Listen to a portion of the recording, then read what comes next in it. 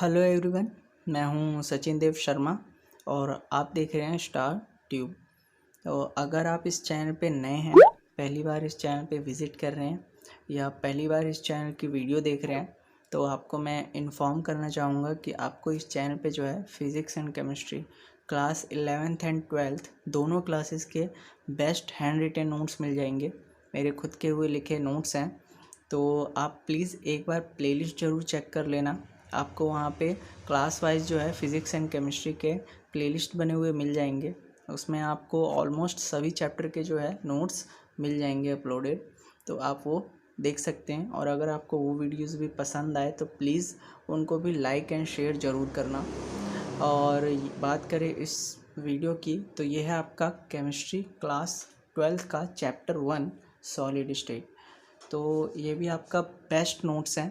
आपको जब आप देखेंगे इसको एंड तक ज़रूर देखना, तो आप खुद ही समझ जाएंगे। आपको इतनी इजी लैंग्वेज में इतने बेस्ट तरीके से बना हुए नोट्स मुझे नहीं लगता आपको यूट्यूब पे मिलेंगे। इसमें आपको एनसीईआरटी के जो एग्ज़ाम्पल है, चाहे वो सॉल्व हो या अनसॉल्व हो, और टेक्स्ट क्वेश्चन वो भी इसमें इंक्लूडेड है इन नोट्स में। तो आपको ये समझिए कि एनसीईआरटी देखने की भी मुझे नहीं लगता ज़रूरत पड़ेगी। ठीक है, आप सिर्फ उसमें से एक्सरसाइज क्वेश्चन करना चाहें एनसीईआरटी में से तो आप वो कर सकते हैं। अदरवाइज़ आपके लिए ये नोट्स जो हैं मेरे, ये बहुत होने वाले हैं बोर्ड एग्ज़ाम के पॉइंट ऑफ व्यू से। तो प्लीज़ इसे एंड तक देखना और पूरा देखना। तो स्टार्ट करते हैं। यह है आपका solid state. A solid is defined as the state of matter which has definite shape and definite volume.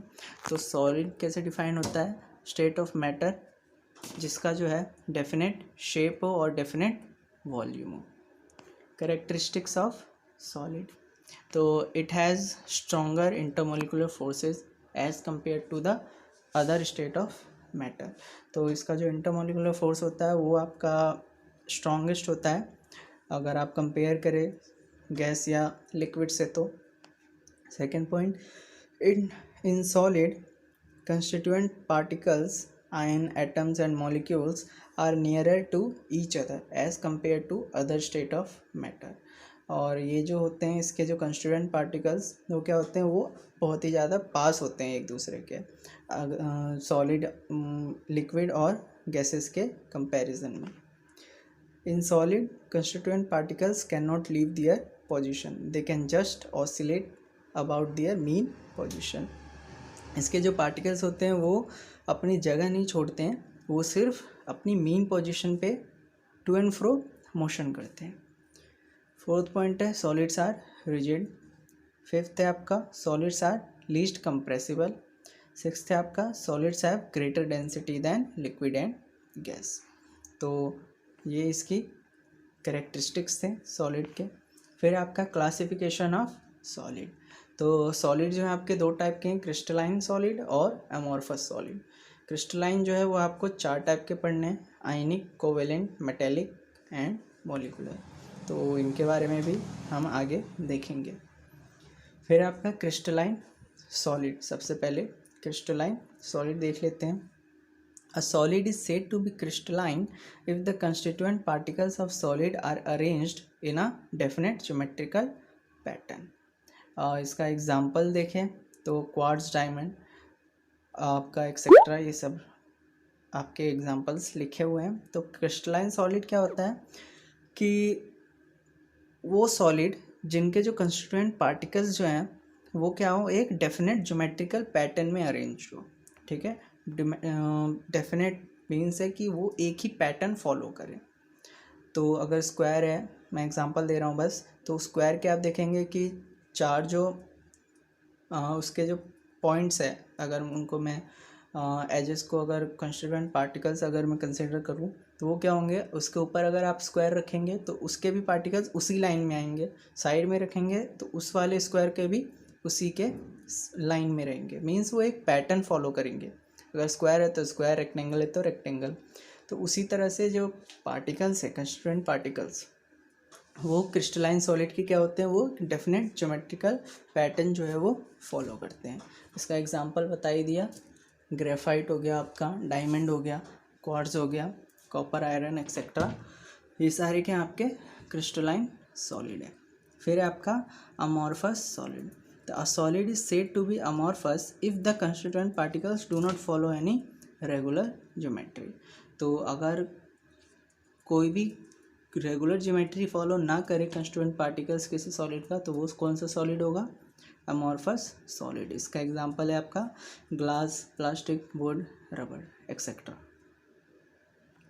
तो अब है comparison between amorphous and crystalline. तो ये आपका क्वेश्चन पूछा जाता है, ठीक है, आपको ये एग्ज़ाम में पूछ लेते हैं कि कंपैरिजन करना होता है। तो आपको कंपैरिजन इसी तरह से करना है, लाइन खींच के, क्रिस्टलाइन सॉलिड और अमॉर्फस सॉलिड। तो क्रिस्टलाइन सॉलिड का फर्स्ट पॉइंट है आपका constituent particles are arranged in a fixed geometrical pattern. तो इसके पार्टिकल्स क्या होते हैं? फिक्स्ड ज्योमेट्रिकल पैटर्न में अरेंज होते हैं।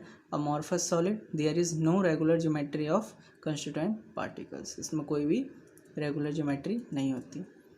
क्रिस्टलाइन में second point long range order होता है। लॉन्ग रेंज मतलब ये आपको जो पैटर्न होगा वो काफ़ी लंबे पैटर्न दिखेंगे आपको, ये नहीं कि दो चार हो, ये आपको लॉन्ग रेंज ऑर्डर में दिखेगा।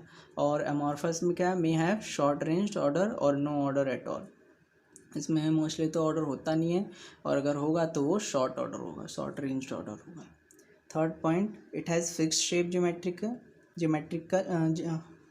Generally with edges. It has fixed shape generally with edges, it has no fixed shape. तो जो क्रिस्टलाइन का होता है वो फिक्स शेप होता है एज से, और इसका अमॉर्फस का शेप फिक्स्ड नहीं होता। Fourth point, it has definite heat of fusion, it has no definite heat of fusion. Sharp melting point, it melts over a range of temperature.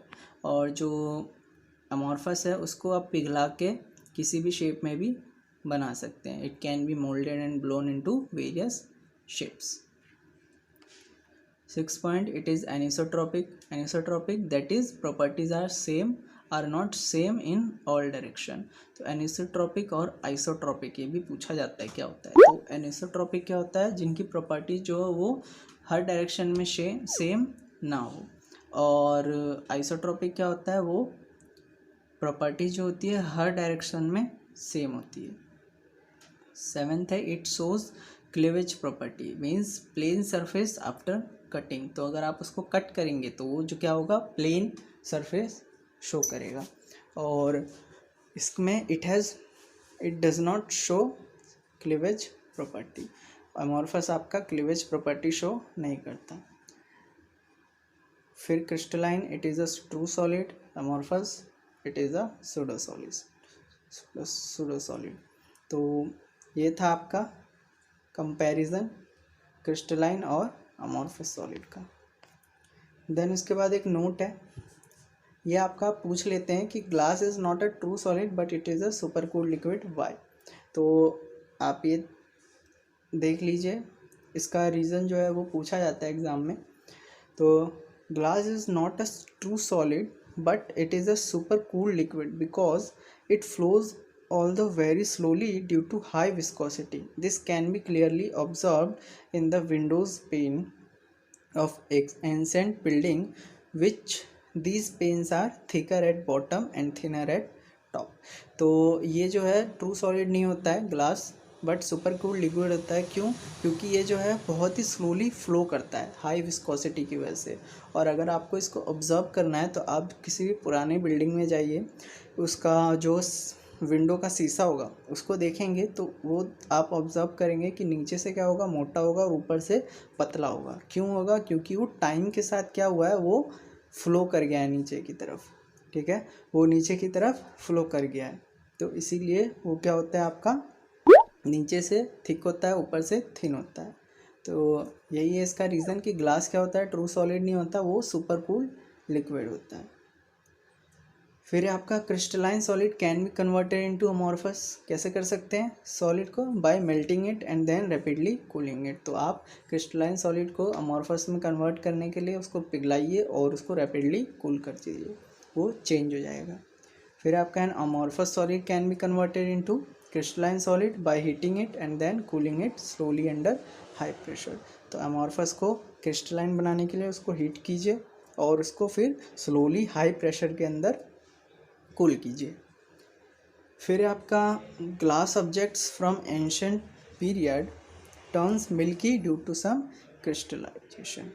तो glass जो होता है उसके जो समान ग्लास ऑब्जेक्ट्स है वो पुराने समय के वो क्या हो जाते हैं, मिल्की हो जाते हैं। वो क्यों हो जाते हैं? Due to heating during day and cooling at night. तो दिन के समय में क्या होता है, हीट गर्मी रहती है, रात में फिर ठंडा हो जाता है। तो ये प्रोसेस की वजह से क्या होता है, वो क्रिस्टलाइजेशन शो करता है, जिसकी वजह से वो क्या होता है, मिल्की हो जाता है। फिर है आपका क्लासिफिकेशन ऑफ क्रिस्टलाइन सॉलिड। तो बताया था मैंने 4 टाइप के आपको पढ़ने हैं, आयनिक, कोवेलेंट, मेटेलिक, मॉलिक्यूलर। तो ये देख लेते हैं। तो इसमें आपको आयनिक सॉलिड कंस्टिट्यूएंट पार्टिकल्स क्या होता है, आयंस होते हैं, कटायंस और अनायंस। आयनिक सॉलिड में इसकी बाइंडिंग क्या होती है, electrostatic force of attraction between oppositely charged. तो ये इलेक्ट्रोस्टैटिक फोर्स की वजह से बॉन्ड होते हैं, बाइंडेड होते हैं। हार्डनेस देखें तो हार्ड एंड ब्रिटल होता है, हार्ड होता है बट ब्रिटल होता है due to non directional bond. Melting point hard है तो इसलिए इसका मेल्टिंग पॉइंट भी क्या होगा, हाई होगा। और कंडक्टेंस तो bad conductor in solid but good conductor in molten state. Example देखें तो NaCl आपका हो गया, CaI2 Na2, ऐसे ही आपका क्या हो गया, सारे आयनिक सॉलिड के एग्जांपल्स हैं। सेकंड है आपका कोवेलेंट सॉलिड, या नेटवर्क भी बोलते हैं इसको, नेटवर्क सॉलिड। तो इसका जो कंस्टिट्यूएंट पार्टिकल्स होता है वो एटम्स होते हैं, नॉन मेटल एटम्स, ठीक है, ये ध्यान रखिएगा। और जो इसमें बॉन्डिंग होती है वो कोवेलेंट बॉन्डिंग होती है, और इसको जाइंट मॉलिक्यूल्स भी कहते हैं, ठीक है। ये भी पूछा जाता है कि कौन सा सॉलिड जो होता है वो जाइंट मॉलिक्यूल्स कहते हैं। तो ये कौन सा होता है, कोवेलेंट सॉलिड। और हार्डनेस देखें तो एक्सट्रीमली हार्ड होता है, और इसका जो मेल्टिंग पॉइंट होगा वो हाई होगा। और कंडक्टेंस इसका बैड एक्सेप्ट ग्रेफाइट, तो ग्रेफाइट को छोड़ के ये बैड कंडक्टेंस होता है। एग्जांपल है इसका diamond, graphite, silicon, quartz etcetera. फिर है आपका मेटेलिक सॉलिड। तो मेटेलिक सॉलिड में आपका कंस्टिट्यूएंट पार्टिकल्स क्या होते हैं, कर्नल्स, ठीक है, atoms after losing valence electron. तो कर्नल्स जो होते हैं वो पॉजिटिव होते हैं नेचर के, और इसका जो बॉन्ड होता है वो मेटेलिक बॉन्ड होता है इसमें, attraction between colonel's and electrons. और इसका जो हार्डनेस है वो हार्ड, मेलिएबल बट डक्टाइल होते हैं। और हार्डनेस जो है वो मेल्टिंग पॉइंट जो है वो हाई होता है, गुड कंडक्टर होता है। इसका एग्जांपल हो गया copper, silver, gold, brass, bronze etcetera. Fourth है आपका मॉलिक्यूलर सॉलिड। तो इसके कंस्टिट्यूएंट पार्टिकल्स क्या हो गए, वो भी मॉलिक्यूल्स हो गए। इसमें जो फोर्सेस होते हैं, बाइंडिंग जिससे होती है, वैन डर वाल फोर्स, हाइड्रोजन बॉन्ड हो गया। और ये सॉफ्ट होता है, इसका जो मेल्टिंग पॉइंट है वो लो होता है, और बैड कंडक्टर होते हैं। एग्जांपल हो गया आइस, सल्फर, आयोडीन और फॉस्फोरस। तो ये थे आपके क्लासिफिकेशन ऑफ क्रिस्टलाइन सॉलिड। इस चार्ट में से भी क्वेश्चन बनते हैं, आपको घुमा फिरा के क्वेश्चन पूछ सकता है। जैसे एक क्वेश्चन है, solid is extremely hard, it is a bad conductor both in solid state as well as in molten state, which type of crystalline solid it is। तो ये आपका कोवेलेंट सॉलिड है, आप देख सकते हैं इसमें क्या बोला, एक्सट्रीमली हार्ड। तो सबसे ज़्यादा हार्ड कौन सा होता है, देखिए कोवेलेंट सॉलिड। साथ ही इसने एक और चीज़ बोली है कि bad conductor in both molten as well as solid state. तो ये कौन सा है आपका, कोवेलेंट सॉलिड ही है, क्योंकि इसमें देखिए आपका सीधा बैड कंडक्टर लिखा हुआ है। अगर ये किसी एक स्टेट पे कंडक्ट करता है तो ऊपर वाले की तरह, आयनिक की तरह इसमें मेंशन होता। तो ये आपको इस चार्ट में से पूछ सकते हैं कैसे भी क्वेश्चंस, तो आपको ये चार्ट को ध्यान से पढ़ना है।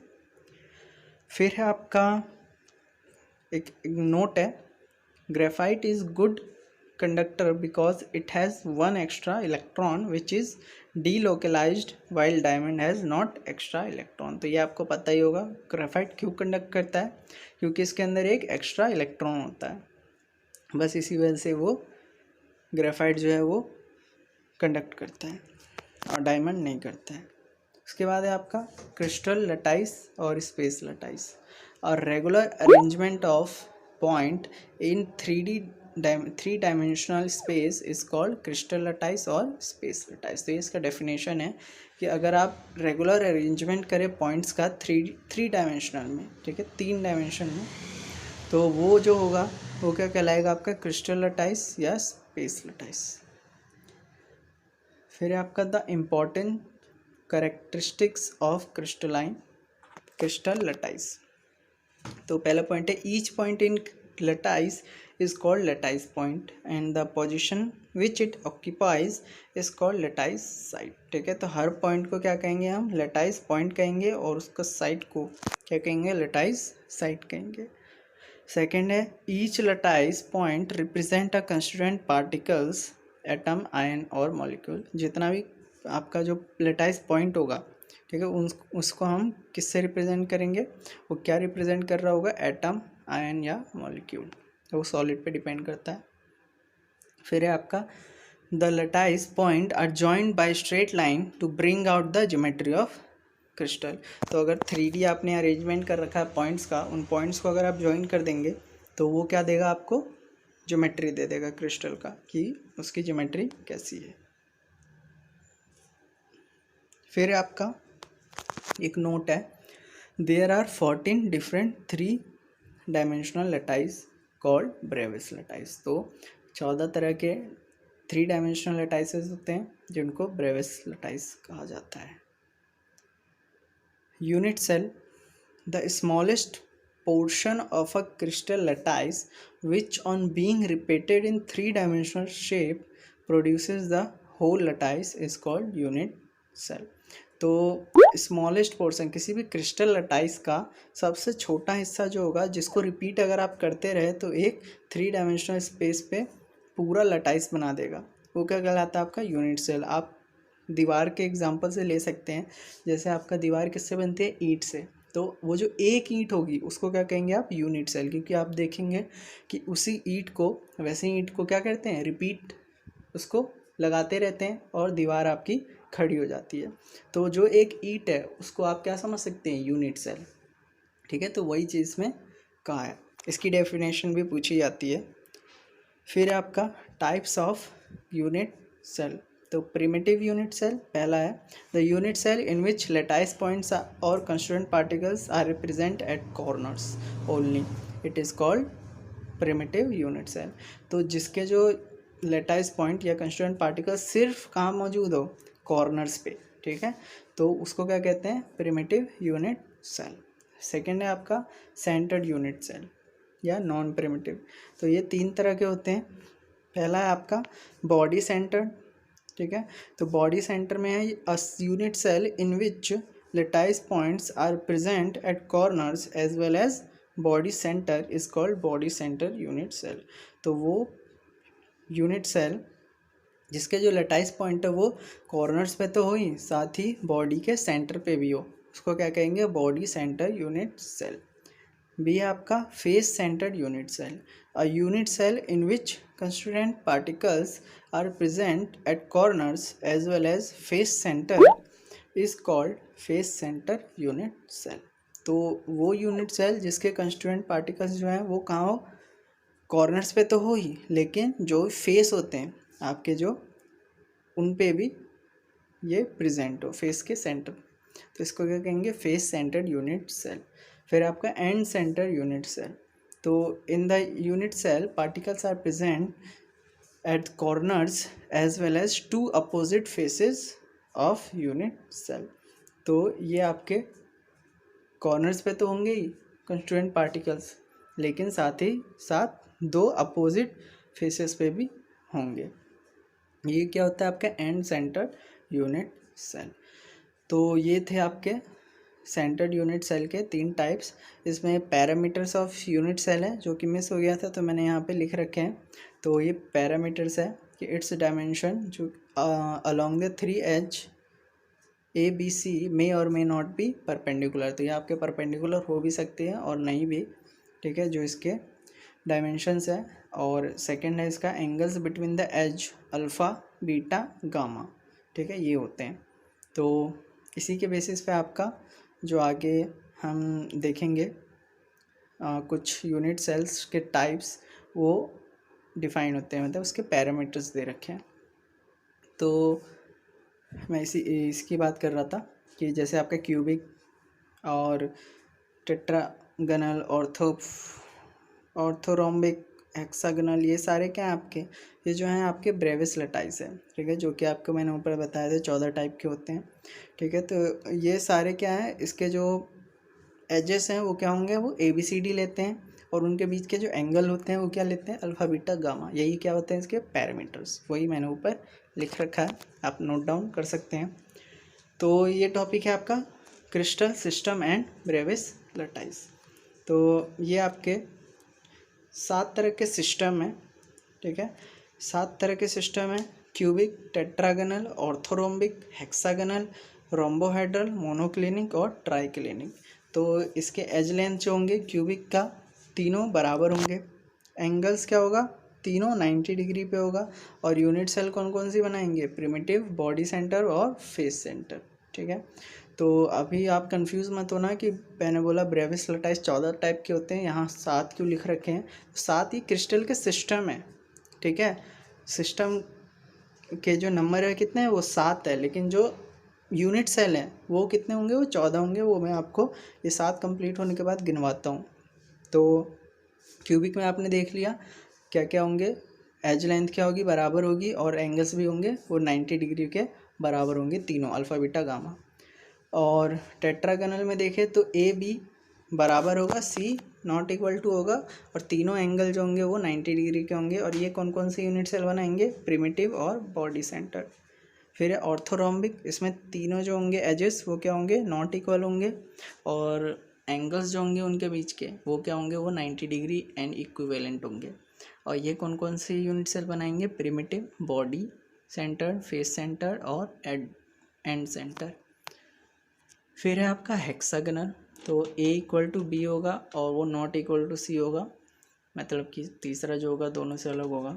और अल्फ़ा बीटा 90 डिग्री बनाएंगे, और गामा जो होगा वो आपका 120 डिग्री बनाएगा। और ये कौन सा यूनिट सेल देगा, प्रिमिटिव। फिर रोम्बोहेड्रल है, तो A equal to B equal to C होगा, और जो इसके एंगल्स होंगे वो 90 डिग्री नहीं होंगे, लेकिन बराबर होंगे जितना भी होगा, और ये प्रिमिटिव यूनिट सेल बनाएगा ये भी। और मोनोक्लिनिक, तो इसमें एजेस जो होंगे वो नॉट इक्वल टू होंगे एक दूसरे के, और एंगल्स अल्फ़ा गामा जो होगा 90 डिग्री होगा, बीटा लेकिन 90 डिग्री नहीं होगा, और ये primitive and centre unit cell देंगे। फिर है ट्राइक्लिनिक, तो इसमें एज लेंथ जो होगी वो तीनों नॉट इक्वल टू होगी, और साथ ही इनके जो एंगल्स होंगे वो भी नॉट इक्वल टू 90 होंगे, और ये भी प्रिमिटिव यूनिट सेल देगा। तो ये थे आपके सिस्टम्स, क्रिस्टल सिस्टम 7 तरह के।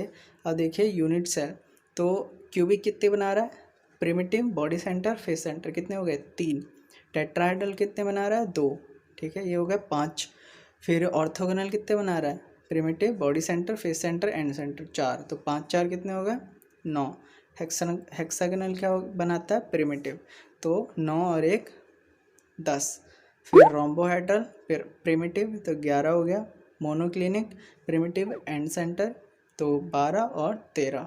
और लास्ट ट्राइक्लिनिक, ये क्या बनाता है, प्रिमिटिव, तो टोटल कितने हो गए 14।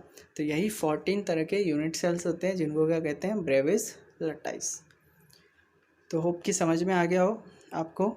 आप कमेंट कर सकते हैं नीचे कोई भी दिक्कत हो तो, और प्लीज़ लाइक ज़रूर करना अगर अभी तक भी नहीं किया है लाइक तो। फिर है इसके बाद types of cubic unit cell. तो पहला है आपका simple cubic cell. In this type of cubic unit cell constituent particles are present at 8 corners. तो सिंपल क्यूबिक में क्या होते हैं, जो कंस्टिट्यूएंट पार्टिकल्स होंगे वो 8 किनारों पे जो होगा यूनिट सेल के वो प्रेजेंट होगा। तो number of atoms per unit cell कितना हो गया, तो 8 कॉर्नर्स होते हैं और उनका कंट्रीब्यूशन कितना होता है, 1/8 होता है, ठीक है। तो आपका जो एक यूनिट सेल में जो कितना एटम हो जाएगा, फिर 1, टोटल कितना हो गया 1, ठीक है। आप एज्यूम करना पड़ेगा, ये आपको 8 कॉर्नर होते हैं ये तो आपको पता है, लेकिन जो उनका हर कॉर्नर का कंट्रीब्यूशन जो होता है वो कितना होता है 1/8 होता है। ठीक है, एक जो किनारे का एटम होता है वो 8 हिस्सों में जो होता है वो बटा होता है, और उसका सिर्फ एक हिस्सा जो होता है वो उस एक यूनिट सेल के अंदर आता है, इसीलिए 1/8 से इसको डिवाइड कर रखा है। और टोटल कितना हो जाएगा फिर एक, मतलब एक यूनिट सेल के अंदर एक जो एटम है वो होता है किसमें, सिंपल क्यूबिक सेल में।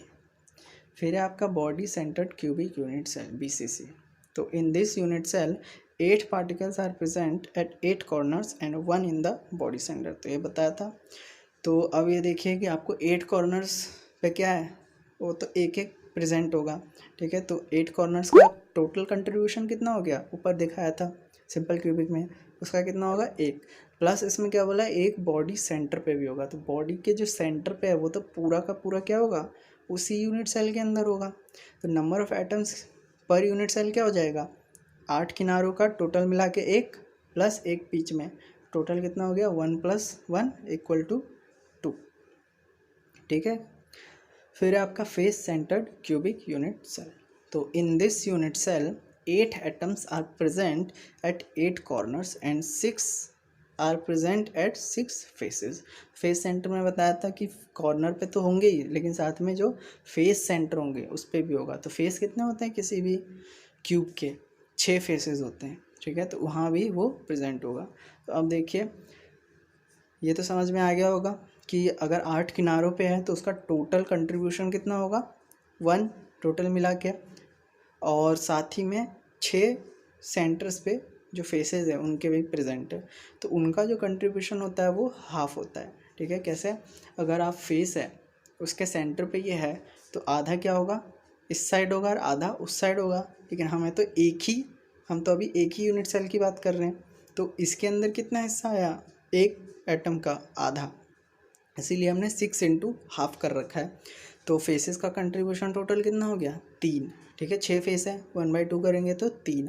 तो इस सेल के अंदर कितने एटम्स हो गए, एक जो कि कॉर्नर्स का मिला के प्लस 3 जो कि फेसेस का मिला के, टोटल कितने हो गए FCC के अंदर 1 + 3 4। तो फिर से बता देता हूँ, सिंपल क्यूबिक में एक टोटल एटम कंट्रीब्यूशन होता है एक यूनिट सेल के अंदर। ठीक है, BCC में 2 और फेस सेंटर में 4। ठीक है, तो इसके ऊपर आपके क्वेश्चन बनते हैं, इसलिए मैंने यहाँ पे अलग से टेबल बना रखा है रिवाइज करने के लिए। आप ये देख सकते हैं डायमेंशन कॉर्नर पे नंबर ऑफ कितने आइटम्स टोटल प्रेजेंट होंगे, कॉर्नर्स कितने होते हैं 8। ठीक है, और उनका कंट्रीब्यूशन कितना होगा 1/8। ठीक है, बॉडी सेंटर कितना होता है, एक ही सेंटर होता है किसी भी सेल का, बॉडी का सेंटर कितना होगा एक ही होगा, तो उसका कंट्रीब्यूशन कितना होता है पूरा एक। और फेस सेंटर किसी भी क्यूब में कितने फेसेस होते हैं 6, और उनका कंट्रीब्यूशन क्या होगा 1/2। एज पता होगा होप कि आपको, एजेस कितने होते हैं 12 एजेस होते हैं। ठीक है, किनारे जो होते हैं वो कितने होते हैं 12, और सब का कंट्रीब्यूशन कितना होता है 1/4। और बॉडी डायगोनल अगर आप एक किनारे से दूसरे किनारे देखेंगे तो 4 बॉडी डायगोनल बनेंगे। ठीक है, उन सब का कंट्रीब्यूशन कितना होता है 1। तो ये था, आपको ध्यान रखना पड़ेगा। ठीक है, इसी पे आपको क्वेश्चन बनता है कि क्वेश्चन है P atom are at corners as well as face centre. ठीक है, जो P एटम है वो क्या है, वो कॉर्नर पे है और साथ ही साथ फेस के सेंटर पे भी है। Q atom are at edges as centre and body centre, derive the formula of compound, ये पूछा जाता है। तो नंबर ऑफ P एटम्स हम पहले निकालेंगे पर यूनिट सेल। तो P एटम देखिए कहाँ कहाँ है, इसने क्या बोला है कि एक कॉर्नर्स पे तो होंगे ही, साथ में फेस सेंटर पे भी होगा, ये हमने ऊपर अभी देखा था। तो कॉर्नर्स का कंट्रीब्यूशन पहले देखिए, कॉर्नर्स कितने होते हैं यहाँ देखिए टेबल पे 8, इन सब का कंट्रीब्यूशन कितना होता है 1/8। तो उसको 8 से 1/8 को मल्टीप्लाई कर दीजिए, सिंपल है। प्लस और कहाँ बोला है फेस सेंटर पे, फेस कितना होता है 6, उन सब का कंट्रीब्यूशन कितना होता है 1/2, 6 × 1/2 कर दीजिए, सिंपल। सॉल्व करेंगे कितना हो गया 4। तो हमारे पास नंबर ऑफ P एटम्स निकल गए कितने 4। अब हम नंबर ऑफ़ क्यू एटम्स देखते हैं। तो इसमें क्या बोला है, क्यू कहाँ, एजेस सेंटर पे, एज सेंटर पे जो है वो प्रेजेंट होता है। तो पहले देखते हैं एज कितने होते हैं। एज कितने होते हैं, 12। ठीक है, 12 इंटू इन सब का कंट्रीब्यूशन कितना होता है, 1/2। तो हम सॉरी 1/4, तो 1/4 से मल्टीप्लाई कर दिया, प्लस और कहाँ बोला है, बॉडी सेंटर पे। बॉडी सेंटर कितनी होती हैं, एक ही होती है, और उसका कंट्रीब्यूशन भी क्या होता है, पूरा एक ही होता है। तो सॉल्व करेंगे, 3 + 1 4। अब फॉर्मूला कैसे लिखना है, तो इसको रेशियो के फॉर्म में लिखते हैं, P/8, सॉरी Q। तो P कितना निकला हमारा, 4, Q कितना निकला, 4। तो आंसर क्या हुआ, 4:4। अब इसको आप सिंप्लीफाई कर सकते हैं। तो 4 से दोनों कट जाते हैं, 4 × 4, तो एक एक बार में कटते हैं, 1:1 हो गया। ठीक है, तो फॉर्मूला क्या बन गया, P1Q1। सिंपली आप PQ लिख सकते हैं। ठीक है, एक और मैं बता देता हूँ, P atoms are at corners and Q atoms at alternate faces. Derive the formula of compound. तो ये नंबर ऑफ P एटम्स क्या बोला, पर यूनिट हम निकालेंगे। तो इसमें क्या बोला, कॉर्नर्स पे प्रेजेंट है, तो कॉर्नर्स कितने होते हैं, 8, और कंट्रीब्यूशन कितना होता है सबका, 1/8। तो ये कितना हो गया, 1। फिर बोला Q atom at alternate faces. ठीक है, अल्टरनेट फेसेस, तो अल्टरनेट फेसेस अगर आप देखेंगे तो क्या होगा, 2 फेसेस बनेंगे। ठीक है, 2 फेसेस बनेंगे अगर आप एक को छोड़ के एक देखेंगे तो। ठीक है, तो आपको 2 फेस मिलेंगे, क्योंकि आपको 4 ऊपर नीचे को अगर भी छोड़ दें, ठीक है, तो 4 फेसेस होते हैं, तो 4 में अल्टरनेट 2 ही बनेंगे। तो ये हो गया आपका टोटल कितना हो गया क्यू का, 1। तो P/Q बनेगा कितना, 1:1। फॉर्मूला क्या हो गया, PQ। ये क्वेश्चन है, आप ये ट्राई कीजिए, ये भी वैसा ही होगा। ठीक है, आपको बस कितने फेस या कितने एज या कितने कॉर्नर्स होते हैं ये पता होना चाहिए, और उनका कंट्रीब्यूशन कितना होता है वो भी पता होना चाहिए। ठीक है, बाकी मैंने सॉल्व कर रखा है, आप हेल्प ले सकते हैं, खुद ज़रूर ट्राई करें। ठीक है, तो ये क्वेश्चन आपको खुद से करना है। और इसके बाद है आपका close packing. So close packing in solids, इसमें पहला है आपका 1 dimensional close packing. In this close packing atoms are arranged in a row in such a way that each atom is touching its nearby sphere. So इस close packing में जो है atom इस तरह से रो में अरेंज किया जाता है कि जो एटम्स है वो क्या होते हैं, अपने एक दूसरे के पास वाले एटम को टच किए होते हैं। यहाँ पे आपको डायग्राम दिख रहा होगा, पेंसिल से ड्रॉ है। और उसके बाद है आपका 2 डायमेंशनल क्लोज पैकिंग। सो पहला है इसमें ए पार्ट, स्क्वायर क्लोज पैकिंग। इसका कोऑर्डिनेशन नंबर 4 होता है। इन this type of 2D close packing, the centers of sphere are aligned vertically as well as horizontally. If the centers of sphere adjacent to the particular sphere are joined, then a square is formed. So इसमें इस तरह की 2D close packing में जो है वो इस तरह से स्फेयर्स को अरेंज किया जाता है कि सेंटर्स जो होते हैं वो वर्टिकली और एज वेल एज हॉरिजॉन्टली जो होते हैं वो अलाइंड होते हैं। और अगर इनके सेंटर्स को आप एडजेसेंट स्फेयर्स के सेंटर को ज्वाइन करें, ठीक है, तो ये आपको एक स्क्वायर के फॉर्म में दिखाई देगा।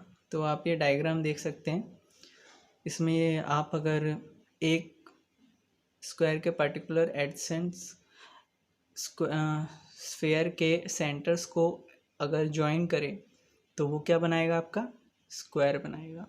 इसीलिए इसको स्क्वायर क्लोज पैकिंग भी कहा जाता है। और इसमें स्पेस ऑक्यूपाइड जो होता है वो कितना होता है, 52.4%। फिर है आपका हेक्सागोनल क्लोज पैकिंग। इसका कोऑर्डिनेशन नंबर 6 होता है। कोऑर्डिनेशन नंबर में भी आपको पता होगा, नहीं पता तो जो भी आपका एटम्स आपस में एक जो आपका एटम समझिए या स्फीयर, वो कितने आजू बाजू के एटम से टच है, उसको क्या कहेंगे, coordination number.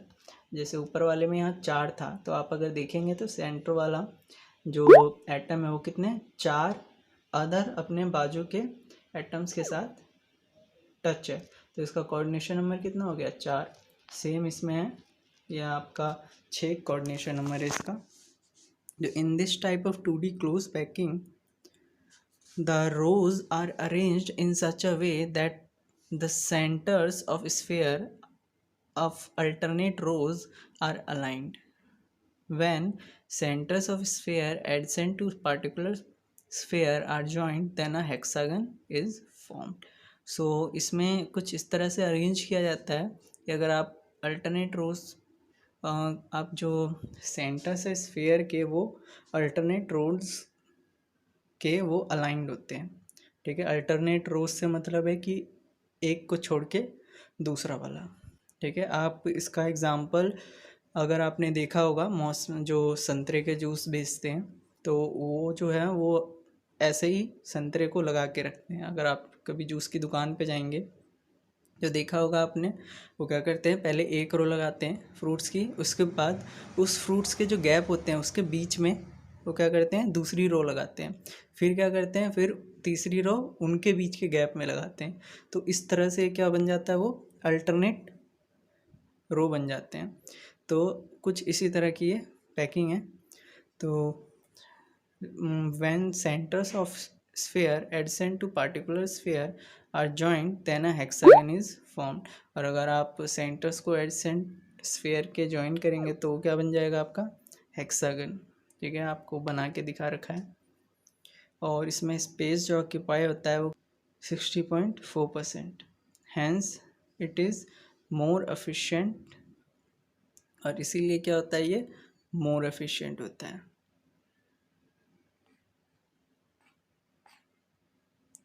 3D 3 dimensional close packing. तो इसका ए पार्ट है layers having 2D close packing, square close packing. In this type of 3D close packing, layers arranged in one over the other in identical manner, giving a pattern of AAA। इसमें एक तरह के identical manner में arrange किया जाता है, यहाँ आपको दिखा रखा है। ये आपको AA टाइप के मिलेंगे पैटर्न में। तो the coordination number of in this type of 3D close packing is 6। The unit cell is simple cubic cell and packing efficiency is 52.4%। तो इसका कोऑर्डिनेशन नंबर 6 है आपका। और इसमें यूनिट सेल कौन सी है, simple cubic cell, packing efficiency आपकी 52.4%। बी पार्ट है when layers have 2D hexagonal close packing. तो फर्स्ट पार्ट है इसमें हेक्सागोनल क्लोज पैकिंग, HCP भी बोलते हैं इसे। In this type of 3D close packing the spheres of second layer are placed over one type of gap in first layer, third layer is identical to first layer, fourth layer is identical to second layer. ये उसी तरह से जो मैंने मौसमी वाले का example या संतरे का फ्रूट जूस का आप एग्जाम्पल ले सकते हैं। तो उसी तरह से एक लेयर जो होगी वो थर्ड लेयर के इक्विवेलेंट होगी या आइडेंटिकल होगी, और सेकंड जो होगी वो फोर्थ वन के। सो ए बी टाइप की आपको लेयर मिलेगी। और coordination number in this type of 3D close packing is 12। Packing efficiency is 74% और यूनिट सेल जो है इसका FCC। Then cubic close packing CCP। In this type of 3D close packing, first two layers are identical to those in HCP, but third layer is placed differently, covering the gap collectively produced by first two layers। तो इसमें 3 अलग type की layer, जैसे first layer उसका जो gaps होगा उसके बीच में, ठीक है, एक दूसरी लेयर आएगी, फिर जो उन दोनों का जो गैप होगा वो उसके बीच में एक और लेयर आएगी। मतलब 3 तरह की अलग लेयर बनेगी, उसके बाद फिर रिपीटेशन होगा। Repetition starts from fourth layer giving a pattern ABC। The coordination number in this close packing is 12। Packing efficiency 74% और यूनिट सेल FCC।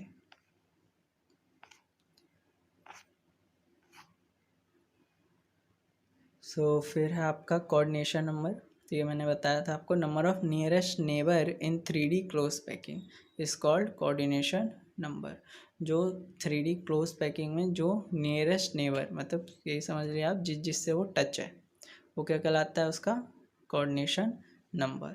सो BCC में 8 होता है, ए टाइप में 6 है, HCP मतलब AB टाइप में 12, और CCP अभी बताया उसमें भी 12 होगा, ठीक है। फिर है आपका void। So the empty space with in the atom in 3D close packing is called void। सो जो खाली जगह होती है 3D क्लोज पैकिंग में उसको क्या कहते हैं, void। आप ये एग्जांपल देख सकते हैं कि अगर आप लेयर लगाएंगे AB वाली भी, तो बीच में क्या हो गया, उसके गैप्स बच जाएंगे, ठीक है। तो वो जो गैप्स होते हैं वो क्या होता है, आपका void कहलाता है। There are 2 types of void in HCP and CCP close packing। दो तरह के होते हैं, टेट्राहेड्रल void और ऑक्टाहेड्रल void। सो टेट्राहेड्रल देखते हैं। This void is formed by 4 spheres, 3 in one layer and 4th in next layer, और कोऑर्डिनेशन नंबर इसका 4 होता है। सो ये आपके 4 स्फीयर से बनते हैं, ये आप देख सकते हैं, 3 एक लेयर में और चौथा जो होता है उनके बीच का जो वॉइड होगा, मतलब जो जगह होगी उसके ऊपर चौथा, तो इसे बोलते हैं हम टेट्राहेड्रल वॉइड। और इसमें हम देखेंगे रेशियो भी, R पॉजिटिव अपॉन में R नेगेटिव का 0.225 होता है, ठीक है। ये अभी देखेंगे हम, बाकी ये मैंने रेफरेंस के लिए यहाँ पे लिख रखा है। octahedral void, this void is formed by 6 spheres, 3 in one layer and other 3 in next layer, ठीक है। तो ये 6 से बनता है स्फीयर से, 3 पहली लेयर में होगा और अगले जो 3 होंगे वो अगली लेयर में होगा। The coordination number is 6। सो इसका कोऑर्डिनेशन नंबर कितना होगा, 6। और ऑक्टाहेड्रल को NaCl स्ट्रक्चर भी कहते हैं, FCC भी कहते हैं। आपको क्वेश्चन जो आएंगे उसमें आपका मोस्टली NaCl FCC भी लिखा रहता है, इसलिए यहाँ पे मैंने रेफरेंस के लिए लिखा है, क्योंकि क्वेश्चन में आपको ऑक्टाहेड्रल वॉइड अगर ना लिखा हो, NaCl लिखा हो स्ट्रक्चर या फिर FCC, तो वो क्या होगा आपका, इसका मतलब है ऑक्टाहेड्रल वॉइड की बात कर रहा है वो। और इसमें जो R पॉजिटिव और R नेगेटिव द कटायन और अनायन का रेशियो है वो कितना होगा, 0.414।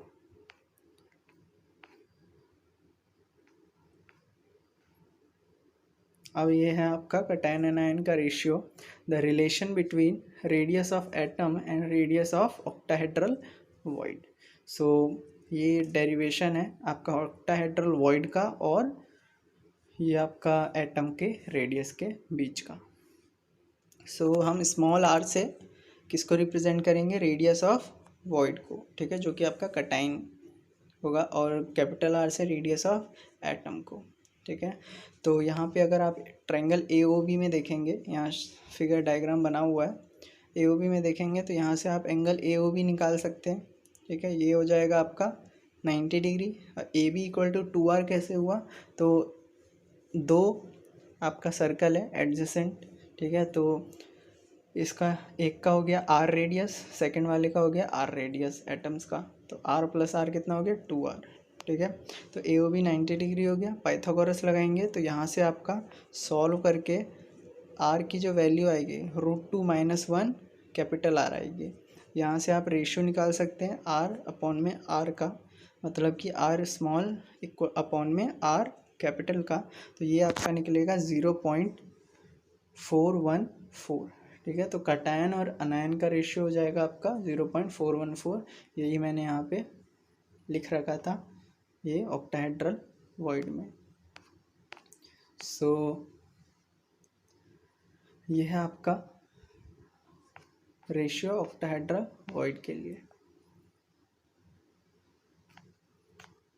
देन ये आपका क्वेश्चन है, तो सिंपल आपको सिर्फ फॉर्मूला पुट करना है और इसको सॉल्व करना है। तो जैसे है आपका solid AB has octahedral structure or NaCl type structure. If the radius of anion B is 200 picometer, then what should be the maximum radius of cation. Same है आपका ऑक्टाहेड्रल स्ट्रक्चर बोला है तो आपका R पॉजिटिव अपॉन में R negative का या cation anion का रेशियो कितना हो जाएगा 0.414। आपको बस वैल्यूज़ रखनी है दी हुई है और आपको बस यहाँ से कैलकुलेट करना है। रेडियस ऑफ कटायन बोला आपको मीन्स R पॉजिटिव। सेम ये है, आप क्वेश्चन देख लीजिए, सॉल्व कीजिए, बाकी मैंने सॉल्व किया हुआ है, आप रेफरेंस ले सकते हैं। एक और क्वेश्चन है, सब फॉर्मूला बेस्ड है, आपको बस फॉर्मूला ध्यान रखना है और पुट करना है और सॉल्व करना है।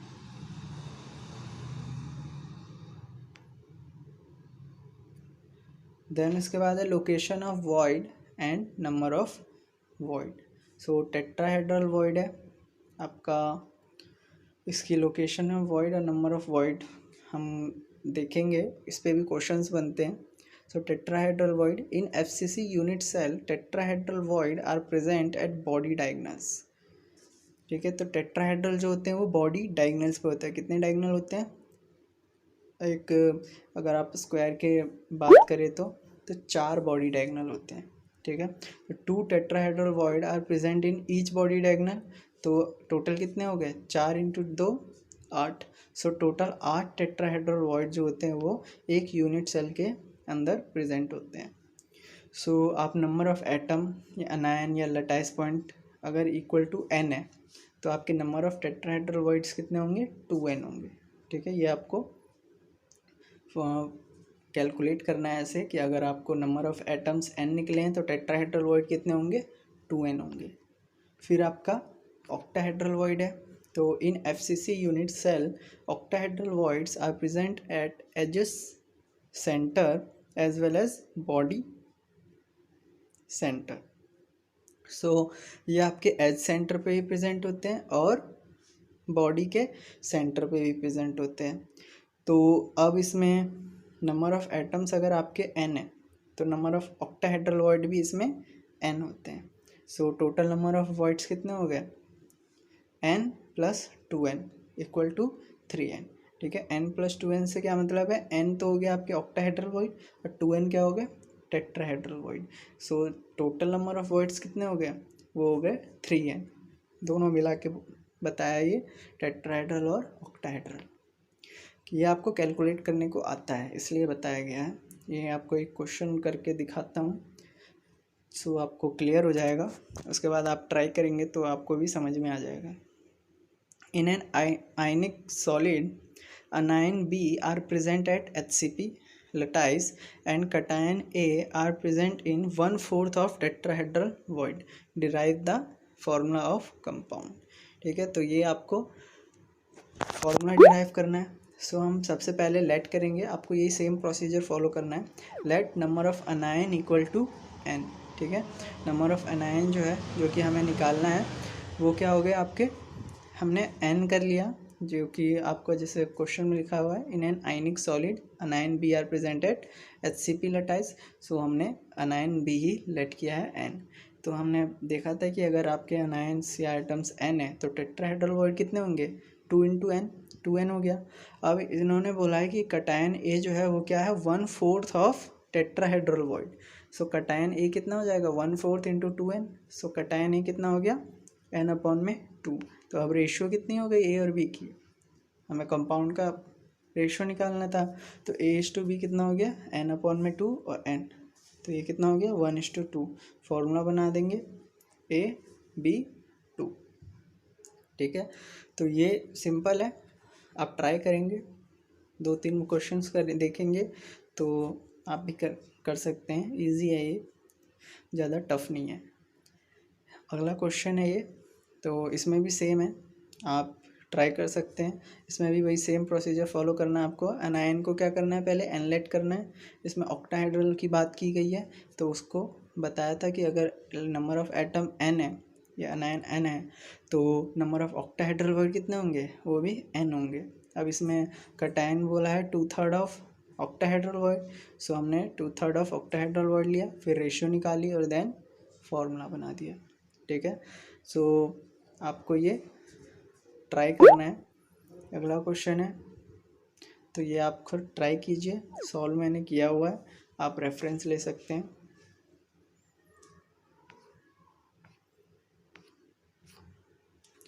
ये भी क्वेश्चन है। सो इसमें आपको 3 कंपाउंड्स एलिमेंट्स दे रखे हैं कंपाउंड के, जिसका आपको फॉर्मूला डिराइव करना है कंपाउंड का।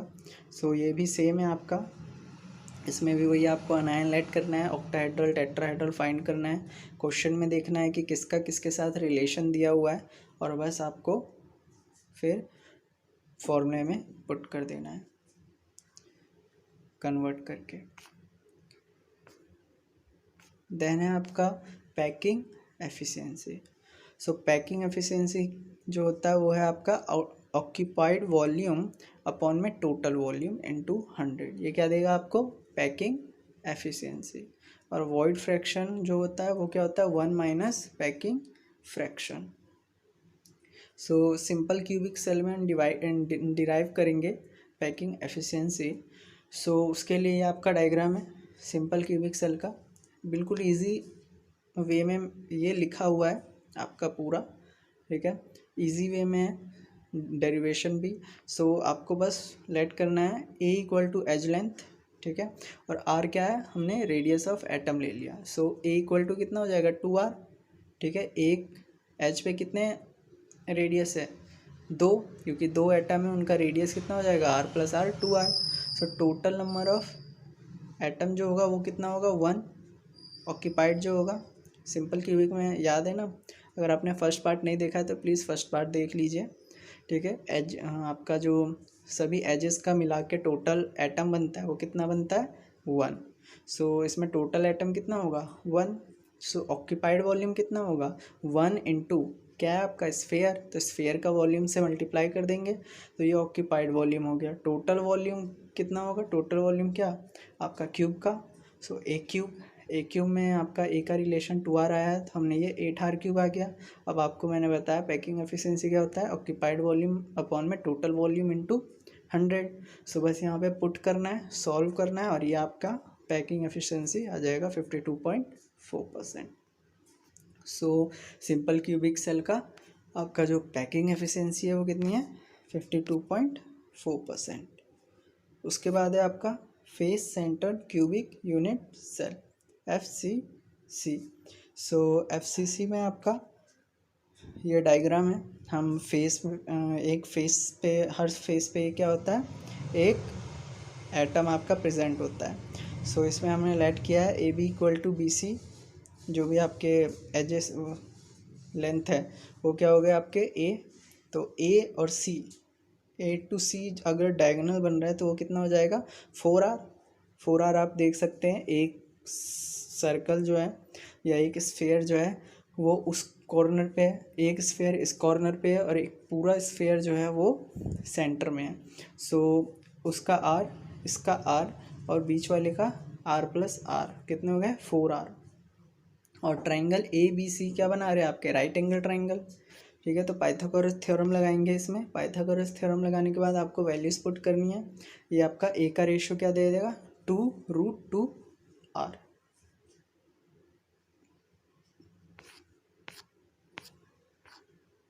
देन उसके बाद आपको ऑक्यूपाइड वॉल्यूम निकालना है। सो FCC में याद होगा आपको कितने होते हैं टोटल एटम? 4। और स्फीयर का आपको वॉल्यूम से मल्टीप्लाई करना है, आपके पास ऑक्यूपाइड वॉल्यूम आ जाएगा। टोटल वॉल्यूम क्या है? Side cube. आपको साइड का रिलेशन मिल गया r के रिस्पेक्ट में, सो आपको वैल्यू डालनी है। देन उसके बाद आपको पैकिंग एफिशिएंसी रेशियो निकालनी है। इसको सॉल्व करेंगे, आपका जो पैकिंग एफिशिएंसी आएगा FCC का वो कितना हो जाएगा? 74%। जो होप कि आपको क्लियर है। आप नीचे कमेंट करके बता सकते हैं कोई दिक्कत हो तो, और साथ ही इंस्टाग्राम पे मेरे साथ कनेक्ट हो सकते हैं, और आप चाहे तो टेलीग्राम पे भी ज्वाइन हो सकते हैं। देन इसके बाद है आपका body centre cubic cell, BCC। So इसमें आपका बॉडी सेंटर पे क्या होता है? कॉर्नर्स पे तो प्रेजेंट होते ही एटम, बट बॉडी के सेंटर पे भी एक एटम जो है वो प्रेजेंट होता है। सो A to D ये हम पूरा कितना हो जाएगा? 4r हो जाएगा। 2 कॉर्नर पे हैं जिनके रेडियस r, और एक सेंटर पे, वो कितना हो जाएगा? 2r। So A to D कितना हो गया? 4r। उसके बाद हमें एज लेंथ जो है वो सबकी A ले लिया है। ट्रायंगल ABC में अगर आप देखेंगे जो कि बेस है, इसमें निकालेंगे तो AC की वैल्यू कितनी हो जाएगी 2√2a, ठीक है। √2a जो है AC की वैल्यू हो गई। अब आप अगर ACD में देखेंगे तो यहाँ पे अगर आप पाइथागोरस लगाएंगे तो यहाँ से आपको AD की वैल्यू कितनी निकलेगी A2D की √3a।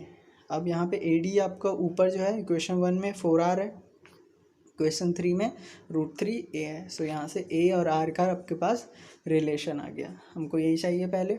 उसके बाद आपको ऑक्यूपाइड वॉल्यूम निकालना है। बताया था कैसे करते हैं। BCC में कितने आएंगे एटम्स होते हैं टोटल 2 इंटू स्फीयर के वॉल्यूम से मल्टीप्लाई कर देना है, तो ये आपका ऑक्यूपाइड वॉल्यूम दे देगा। उसके बाद आपको टोटल वॉल्यूम निकालना है।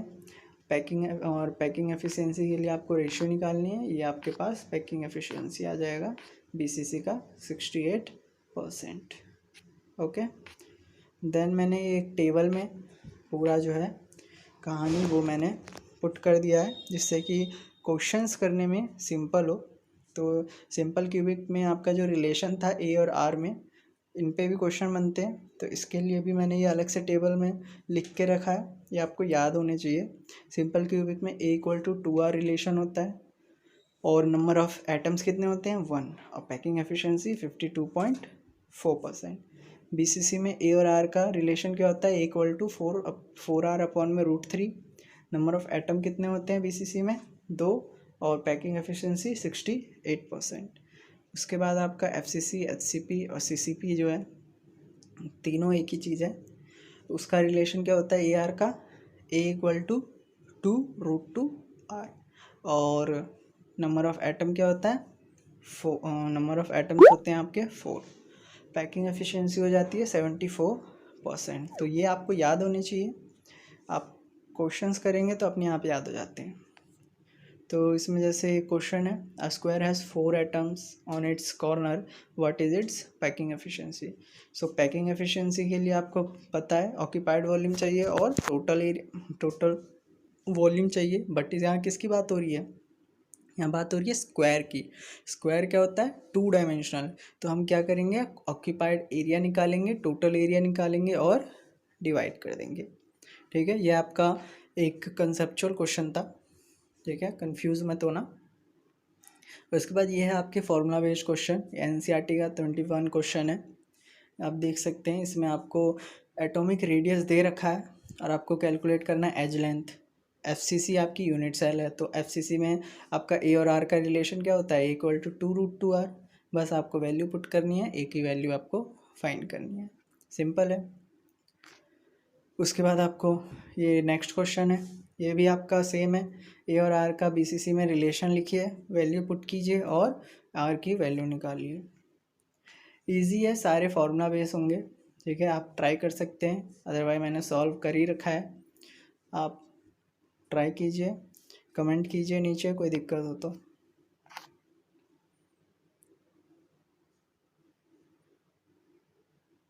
उसके बाद है आपका density of solid. So density आपको पता ही होगा, मास पर यूनिट वॉल्यूम होता है। So mass of unit cell divided by volume of unit cell आपको क्या दे देगा डेंसिटी। सो यहाँ मास क्या होता है, मास ऑफ यूनिट सेल होता है Z × M जो कि एटॉमिक मास है अपॉन में Na जो कि एवोगैड्रो नंबर है। ये सारे मैंने लिख रखे हैं साइड में। और वॉल्यूम ऑफ यूनिट सेल को क्या देगा A³। सो आपका फाइनल डेंसिटी का फॉर्मूला क्या हो जाएगा Zm अपॉन में A³ Na। ठीक है, तो ये आपका डेंसिटी का फॉर्मूला है, डेंसिटी ऑफ सॉलिड का। सो डेंसिटी ऑफ सॉलिड का फॉर्मूला, उसके बाद आपको सिर्फ फार्मूला पुट करना है, वैल्यूज़ पुट करनी है और कैलकुलेट करना है। यहाँ पे कुछ कन्वर्जन्स दे रखे हैं मैंने, आप याद ना हो तो आप कर सकते हैं। 1 पिकोमीटर = 10⁻⁻10 सेंटीमीटर = 10⁻−12 मीटर। ये सब है, आपको काम आएंगे न्यूमेरिकल्स में। सो यहाँ पे क्वेश्चन है आपको, an element have atomic mass 60.22 U has FCC unit cell. Its edge length of the unit cell is 400 picometer. Then calculate the density of solid. Simple है, आपको डेंसिटी ऑफ सॉलिड बोला है तो आपको फॉर्मूला मैंने बताया ही, उसमें जो जो वैल्यूज़ चाहिए वो बस कैलकुलेट कीजिए और पुट कीजिए। ठीक है, तो आपको Z पता होगा, FCC बोला है तो Z कितना हो जाएगा 4 आपको मॉलिक्यूलर मास निकालना है तो आपको मास ऑफ एलिमेंट निकालना होगा 6.022 इंटू 10 अपॉन में 6.022 इंटू 10⁻23 इंटू 23 से डिवाइड कर देंगे, क्योंकि वहाँ पे हमने कन्वर्ट कर लिया है पॉइंट को शिफ्ट करके। ओके, और एटॉमिक मास आपको 60.22 दे रखा है। ठीक है, तो मास ऑफ एलिमेंट ये आपको सिंपल है। सिर्फ अगर मास ऑफ एलिमेंट अगर ऐसे ना निकालना चाहे तो आप सीधा पुट कर दीजिए जो भी एटॉमिक मास है। आप जैसे यहाँ पे मैंने लिख रखा है कि अगर Z क्या है, यहाँ पे नंबर ऑफ एटम्स है, M क्या है एटॉमिक मास है, और Na क्या है एवोगैड्रो नंबर है 6.022 इंटू 10⁻23। सो ये आपका पहले से डिवाइड में है, तो आपको ये जो मास ऑफ एलिमेंट है वो कैलकुलेट करने की ज़रूरत नहीं है। आप सिंपल क्या कीजिए, जो भी एटॉमिक मास है वो बस उसमें पुट कर दीजिए फॉर्मूले में। सो Z आपको पता है एटॉमिक मास कितना है 60.22, इसमें बस पॉइंट शिफ्ट करके इसमें वैल्यू पुट कर दिया। A क्यूब कितना आया है आपका, तो साइड क्यूब जो है वो निकालेंगे, इसमें दे ही रखा है आपको एज लेंथ 400 पिकोमीटर, तो उसका क्यूब कर देंगे और फिर एवोगैड्रो नंबर की वैल्यू। ठीक है, तो आपको मास ऑफ एलिमेंट निकालने की ज़रूरत नहीं है, वरना आप कंफ्यूज हो जाएंगे। सिंपल आपको जो भी वैल्यूज़ पता है वो बस पुट कर दीजिए। उसके बाद आपको कैलकुलेट करना है और आपको यहाँ पे डेंसिटी मिल जाएगी। सेम आपके पास यहाँ है, तो यहाँ देखेंगे तो यहाँ पे आपको क्या दे रखा है, an element has BCC unit cell of 300 gram, of that element contains 6 into 10⁴ atoms and edge length of the unit cell is 250 picometre, then calculate density. So यहाँ देखिए आपको एवोगैड्रो नंबर नहीं दे रखा है। ठीक है, या फिर आप ये कह सकते हैं कि आपको ये क्या दे रखा है, ग्राम में दे रखा है, तो आपको और एटम्स दे रखे हैं, एलिमेंट्स कंटेन्स 6 इंटू 10⁻24 एटम्स। तो यहाँ पे आपको मास ऑफ एलिमेंट के लिए क्या करना पड़ेगा, 300 डिवाइडेड बाय 6 इंटू 10⁻24। ठीक है, क्योंकि यहाँ पे एवोगैड्रो नंबर की कोई बात नहीं है। ठीक है, यहाँ पे आपको जब आपको नंबर ऑफ एटम्स क्वेश्चन में दिए हों तो आप एवोगैड्रो नंबर बाय डिफ़ॉल्ट नहीं ले सकते, आपको उससे डिवाइड करना होगा। उसके बाद एज लेंथ कैलकुलेट कीजिए और यहाँ पे यह डेंसिटी का फॉर्मूला यहाँ देखिए चेंज हो जाएगा, डिवाइडेड बाय Na नहीं होगा। ठीक है, क्यों, क्योंकि यहाँ पे आपको क्वेश्चन में दे रखा है 6 इंटू 10⁻24 एटम्स, आपको उसी से डिवाइड करना है। उसके बाद आपको कैलकुलेट करना है, ये आपको डेंसिटी मिल जाएगी। ओके, सो ये आपका लॉग का यहाँ पे यूज़ जैसे होगा, अगर आगे क्वेश्चंस में वो बस मैंने समझा रखा है। सो इस पे आप ध्यान मत दीजिए, आप ये क्वेश्चन बस आपका यहीं तक है।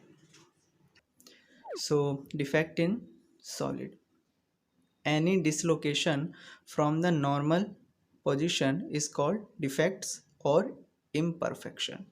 सो कोई भी डिसलोकेशन या हटना कह सकते हैं नॉर्मल पोजीशन से, उसको क्या कहते हैं हम, डिफेक्ट या इम्परफेक्शन।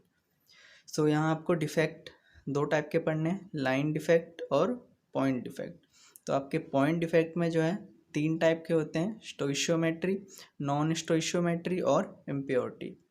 आपके स्टोइशियोमेट्री में आपको वैकेंसी डिफेक्ट, इंटरस्टेशियल डिफेक्ट पढ़ने हैं, जो कि आपके नॉन आयनिक सॉलिड्स में होते हैं, और शॉटकी और फ्रैंकल डिफेक्ट्स पढ़ने हैं, जो कि आपके आयनिक सॉलिड्स में होते हैं। फिर आपका नॉन स्टोइशियोमेट्री है, जो कि आपका मेटल एक्सेस और मेटल डेफिशिएंसी इसमें पढ़ना है, और इम्प्योरिटी अलग से पढ़नी है। सो ये आपका डिफेक्ट का चार्ट है।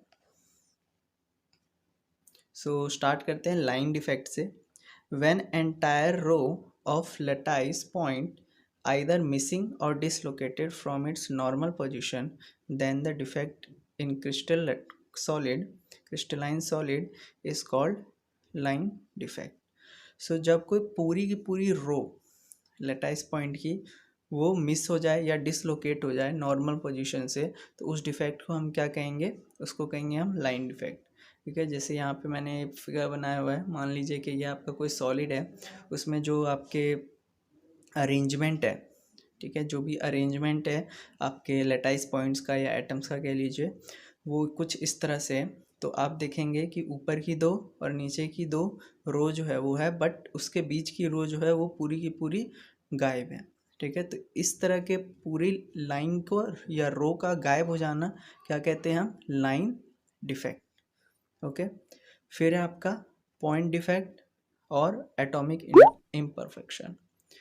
So when some of the lattice points are either missing from their lattice site or dislocated to interstitial site, then the defect is called point defect or atomic imperfection. So जब लैटाइस point या तो missing हो या वो अपनी लैटाइस site से dislocate हो गया हो इंटरस्टिशियल साइट पर, तो उस तरह के डिफेक्ट को हम क्या कहेंगे, आपका पॉइंट डिफेक्ट या एटॉमिक इम्परफेक्शन। सो आपको लटाइस साइट पता ही होगी। लटाइस साइट वो साइट है जहाँ पे आपका एटम प्रेजेंट है, या इसे लटाइस पॉइंट भी कहते हैं। और आपका ये जो एक और टर्म है इसमें, ये इंटरस्टिशियल साइट, तो इंटरस्टिशियल साइट जो ये आपको गैप दिख रहे होंगे, या आप लटाइस साइट के अलावा जो भी जगह है बीच में, उसको आप इंटरस्टिशियल साइट कह सकते हैं। सो जब ये आपका डिसलोकेट हो जाए, वहाँ मूव कर जाए, डिसलोकेट हो जाए या मिस हो जाए, तो उसको हम क्या कहेंगे, पॉइंट डिफेक्ट। ठीक है, सो स्टोइशियोमेट्री डिफेक्ट, इसका जो फर्स्ट पार्ट है आपका पॉइंट डिफेक्ट का, तो point defect in which the stoichiometry of compound is maintained is called stoichiometry defect. The stoichiometry is retained when the ratio of cation and anion remains same as represented by the formula of compound. So point defect वो है जिसमें stoichiometry जो compound है, point defect in which stoichiometry of compound is maintained. तो stoichiometry क्या है, तो जिसमें आपका जो रेशियो है कटायन और एनायन की, वो क्या रहे, वो सेम रहे जो कि फॉर्मूला ऑफ कंपाउंड का है, रिप्रेजेंट किया जाता है उसी तरह से। सो जब आपका स्टोइशियोमेट्री मेंटेन रहती है तो उस डिफेक्ट को क्या कहते हैं, stoichiometry defect. Stoichiometry in non ionic solid में जो है आपका वैकेंसी डिफेक्ट और इंटरस्टिशियल डिफेक्ट देता है। सो वैकेंसी डिफेक्ट देखते हैं, defect in which some of the lattice site remain vacant is called vacancy defect. Vacancy से ही पता चल रहा है, खाली जगह का रह जाना, vacancy defect. This defect is generally caused by the heating. ये पूछा जाता है, ठीक है, एक एक मार्क्स के क्वेश्चन बन जाते हैं, ये किसकी वजह से होता है, तो हीटिंग की वजह से हो सकता है। The density of solid decrease in case of vacancy defect, ये भी पूछा जाता है, आपका डेंसिटी कम हो जाती है वैकेंसी डिफेक्ट में। This defect is also called thermodynamic defect.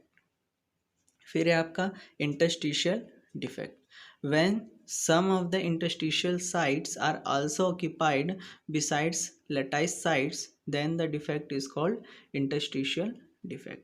So मैंने बताया था आपका कि इंटरस्टिशियल साइट क्या है, जो आपके लटाइस साइट के बीच में जो भी गैप्स दिख रहे हैं वो है। तो यहाँ अगर आप देखेंगे तो आपको लटाइस साइट्स पे तो सभी एटम दिखेंगे ही, लेकिन यहाँ देखिए दो जगहों पे आपके जो इंटरस्टिशियल साइट्स है उस पर भी आपको दो एटम्स या ऑक्यूपाइड है ये पहले से, वो दिखेंगे।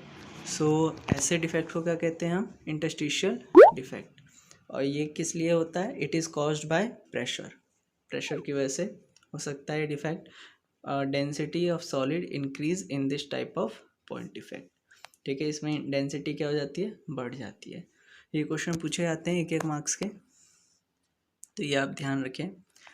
फिर है आपका stoichiometry defect in ionic solid, तो ये आपके दो तरह के हैं। पहला है आपका ए पार्ट शॉर्ट की डिफेक्ट, ठीक है, तो it is a vacancy defect in ionic solid in which cation and anions are missing from their normal lattice site in such a way that the stoichiometry of compound is retain. So ये आपका vacancy defect है, जिसमें आपका cation और anion जो है वो अपनी लटाइस साइट से वो गायब हो जाते हैं या मिस होते हैं, लेकिन जो स्टोइशियोमेट्री है, मतलब जो रेशियो है कटायन एनायन का, वो बराबर होता है। This defect occurs in highly ionic solid such as NaCl, KCl, CaCl, etc., in which cations and anions have almost same ionic radius and second coordination number is high. ये भी पूछा जाता है आपका कि शॉर्टकी डिफेक्ट के लिए क्या क्या कंडीशंस है, या कह सकते हैं कि किस चीज़ पे डिपेंड करता है। तो ये आपके 2 पॉइंट है कि कटायन और अनायन का जो होता है साइज़ वो ऑलमोस्ट सेम होता है एनिक्स रेडियस का, उनमें हो सकता है, और कोऑर्डिनेशन नंबर हाई होता है। फिर इसमें डेंसिटी ऑफ सॉलिड क्या होती है, डिक्रीज हो जाती है इन case of Schottky defect. Vacancy हो रही है तो ऑब्वियस है आपकी जो डेंसिटी होगी वो डिक्रीज हो जाएगी। सेकंड है आपका इसमें Frenkel defect. It is dislocation defect in which some cations missing from their normal lattice site are dislocated to interstitial site. So इसमें आपके जो cations है वो नॉर्मल साइट से डिसलोकेट होकर इंटरस्टिशियल साइट पे चले जाते हैं। It is also a stoichiometry defect. This defect occurs in less ionic solids such as AgCl, AgBr, ZnS, AgI, etc., which has much smaller radius of cation than anion और लो coordination number होता है। ठीक है, तो ये भी पूछते हैं कि किस तरह के सॉलिड में होता है, तो लेस आयनिक सॉलिड में जिनका जो स्मॉलर रेडियस जो है कटायन का वो स्मॉलर होता है अनायन से, और लो कोऑर्डिनेशन नंबर होते हैं। फिर इसकी डेंसिटी है, तो density of the solid remains constant in case of Frenkel defect. ठीक है, तो कोई भी वैकेंसी नहीं हो रही है तो डिक्रीज नहीं होगा, और ना कोई ऐड हो रहा है तो इंक्रीज भी नहीं होगा। ये सिर्फ क्या हो रहा है, अपनी जगह से डिसलोकेट हो रहा है। सो डेंसिटी कांस्टेंट रहेगी फ्रैंकल डिफेक्ट में। फिर क्वेश्चन है जैसे name a compound which shows both Schottky and Frenkel defect. तो ये आपका है AgBr। ठीक है, ये इंपॉर्टेंट क्वेश्चन है। ऐसे एक क्वेश्चन और है, why alkali metals halide do not show Frenkel defect. तो the size of alkali metal ion is too large to be accommodated in the interstitial side. ठीक है, तो उसका मेटल का जो आयन हो एल्कली मेटल का वो बहुत ज़्यादा बड़ा होता है, जो कि इंटरस्टिशियल साइड में जो है अकोमोडेट नहीं हो सकता, इसी वजह से ये फ्रैंकल डिफेक्ट शो नहीं करते। एक और क्वेश्चन है, देख लेते हैं, why AgBr shows Frenkel defect. तो ऊपर बताया था because the size of silver atom is very small and it is accommodated in the interstitial site. इसका साइज जो है बहुत छोटा होता है, जो कि इंटरस्टिशियल साइट पे जो है वो डिसलोकेट होके अकोमोडेट हो सकता है। फिर है आपका non स्टोइशियोमेट्रिक defect. It is a point defect in which stoichiometry of compound is disturbed, that is the ratio of anion and cation is no more remains same as represented by the formula of compound. So इस defect में जो है stoichiometry जो है वो disturb हो जाती है, मीन्स रेशियो ऑफ अनायन और कटायन का जो है वो सेम नहीं रहता। ठीक है, तो इसको क्या कहते हैं हम, नॉन स्टोइशियोमेट्री डिफेक्ट। इसमें एक टाइप है metal excess defect. So due to anion vacancy, तो मेटल एक्सेस किसकी वजह से, ड्यू टू अनायन वैकेंसी, वो देखते हैं। Metal excess defect occurs in ionic solid. Ionic solid में होता है when some anions are missing from their normal lattice site. तो नॉर्मल लैटिस साइट से कुछ अनायंस जो होते हैं वो मिस होते हैं। The vacancy of anion is filled by electron to maintain electrical neutrality और द बैलेंस चार्ज। और जो आपके अनायंस मिसिंग है तो उसकी वैकेंसी फिल करने के लिए इलेक्ट्रॉन्स का फिल किया जाता है, ताकि जो न्यूट्रलिटी है वो मेंटेन रहे या चार्ज जो है वो बैलेंस रहे। तो the electron trapped in अनायन vacancy is called F centre. और जो उस अनायन की जगह पे इलेक्ट्रॉन ट्रैप हो जाता है उसको हम क्या कहते हैं, एफ सेंटर। ठीक है, एफ सेंटर। तो ये आप यहाँ देख सकते हैं, यहाँ बनाया हुआ है, थोड़ा ब्लर है, बट ये अगर देखेंगे तो ये आपके कटायन अनायन ये अरेंज्ड है। तो यहाँ देखेंगे तो एक अनायन की जगह पे इलेक्ट्रॉन है। ठीक है, इसी को क्या कहते हैं, एफ सेंटर। सो ये कुछ सॉलिड है, उनके नॉर्मल कलर है और उनके एफ सेंटर हैं जो कि कलर शो करते हैं। So it is responsible for the development of some unusual color in solid। जो F सेंटर है, जो कि ये जो इलेक्ट्रॉन्स है वही क्या होते हैं, जो कलर डेवलप होते हैं अनयूजुअल, वो इन्हीं की वजह से होते हैं सॉलिड में। जैसे एग्जांपल है KCl which is normally white become violet on heating due to development of F centre. तो KCl जो होता है वो क्या होता है, नॉर्मली वाइट होता है, बट जब इसको हीट करते हैं तो उसमें F सेंटर डेवलप हो जाता है, मीन्स अनायन की जगह इलेक्ट्रॉन वो आपका यूज़ हो जाता है, जिसकी वजह से ये आपका कलर चेंज करता है और वायलेट कलर जो है वो शो होता है। फिर है आपका due to presence of extra cation. तो metal excess defect can also occur when some extra cation is present in interstitial site।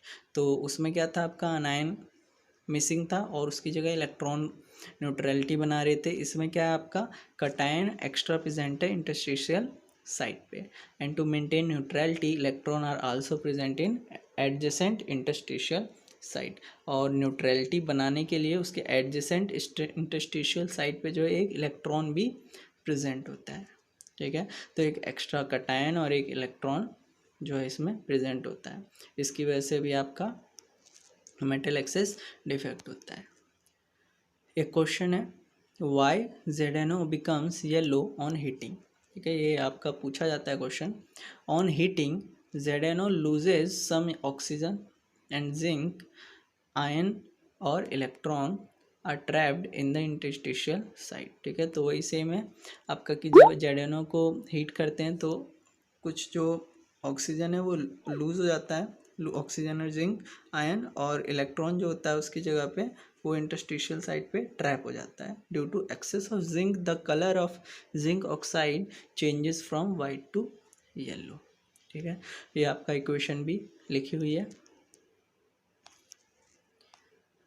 फिर है आपका metal deficiency defect. This non-stoichiometry defect occurs when some metal ions are missing from their lattice site and metal ions are present in adjacent site acquire extra positive charge by using electron to maintain electrical neutrality।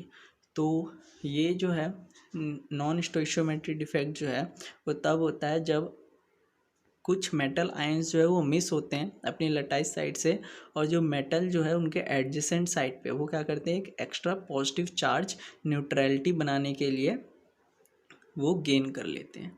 ठीक है, so this defect generally occurs in transition metals compound such as FeO, NiO etcetera, because these metals can show variable oxidation state। Okay, फिर है आपका ये एक question है, ये आपका NCERT का ही है ये क्वेश्चन, एग्ज़ाम में भी आ सकता है ये। तो आप ये इसको करने का ये तरीका है, आप ये सॉल्व कर सकते हैं। सॉल्व किया हुआ है मैंने, आप देख के कर सकते हैं।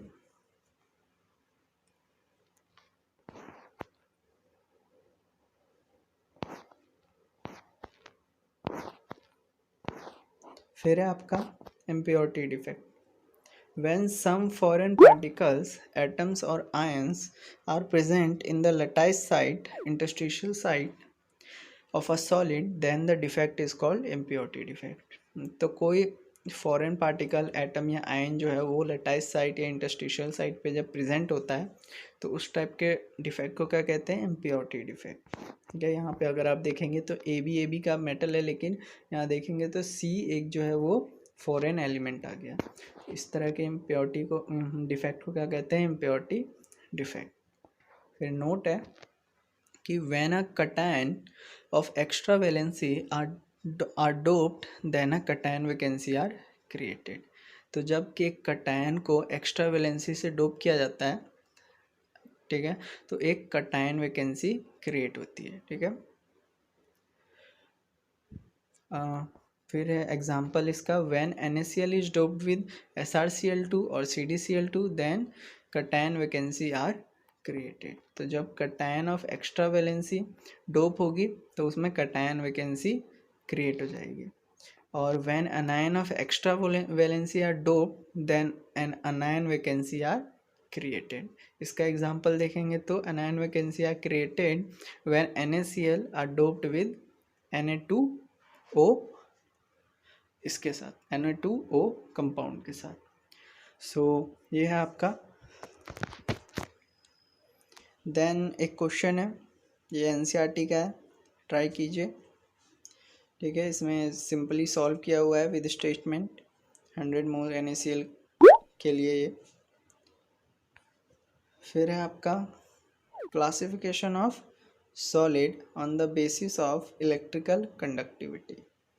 So the electricity produced on heating a polar crystal is called pyroelectricity. Pyre means heat होता है, so electricity जब heating की वजह से create हो, produce हो, तो उसको क्या कहते हैं हम? pyroelectricity। ये आपका मुझे नहीं लगता सिलेबस में है, ये एक्स्ट्रा नॉलेज के लिए मैंने लिख रखा है। When mechanical stress is applied on polar crystal, electricity produced due to the displacement of ion is called piezoelectricity. So next है आपका properties of solids, electrical properties. So इसमें तीन है आपकी, कंडक्टर होते हैं, सेमी कंडक्टर एंड इंसुलेटर्स, आपको पता होगा। Conductors, these solids have high electrical conductivity varying between 10 की पावर 4 टू 10 की पावर 6 सीमेंस पर मीटर।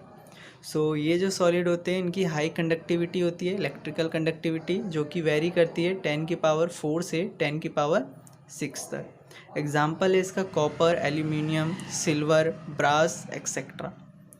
फिर है आपका second, semiconductor. These solids have intermediate electrical conductivity between insulators and conductors. इन solid का जो है वो इलेक्ट्रिकल कंडक्टिविटी जो होती है वो इंटरमीडिएट होती है इंसुलेटर्स और कंडक्टर्स के बीच में।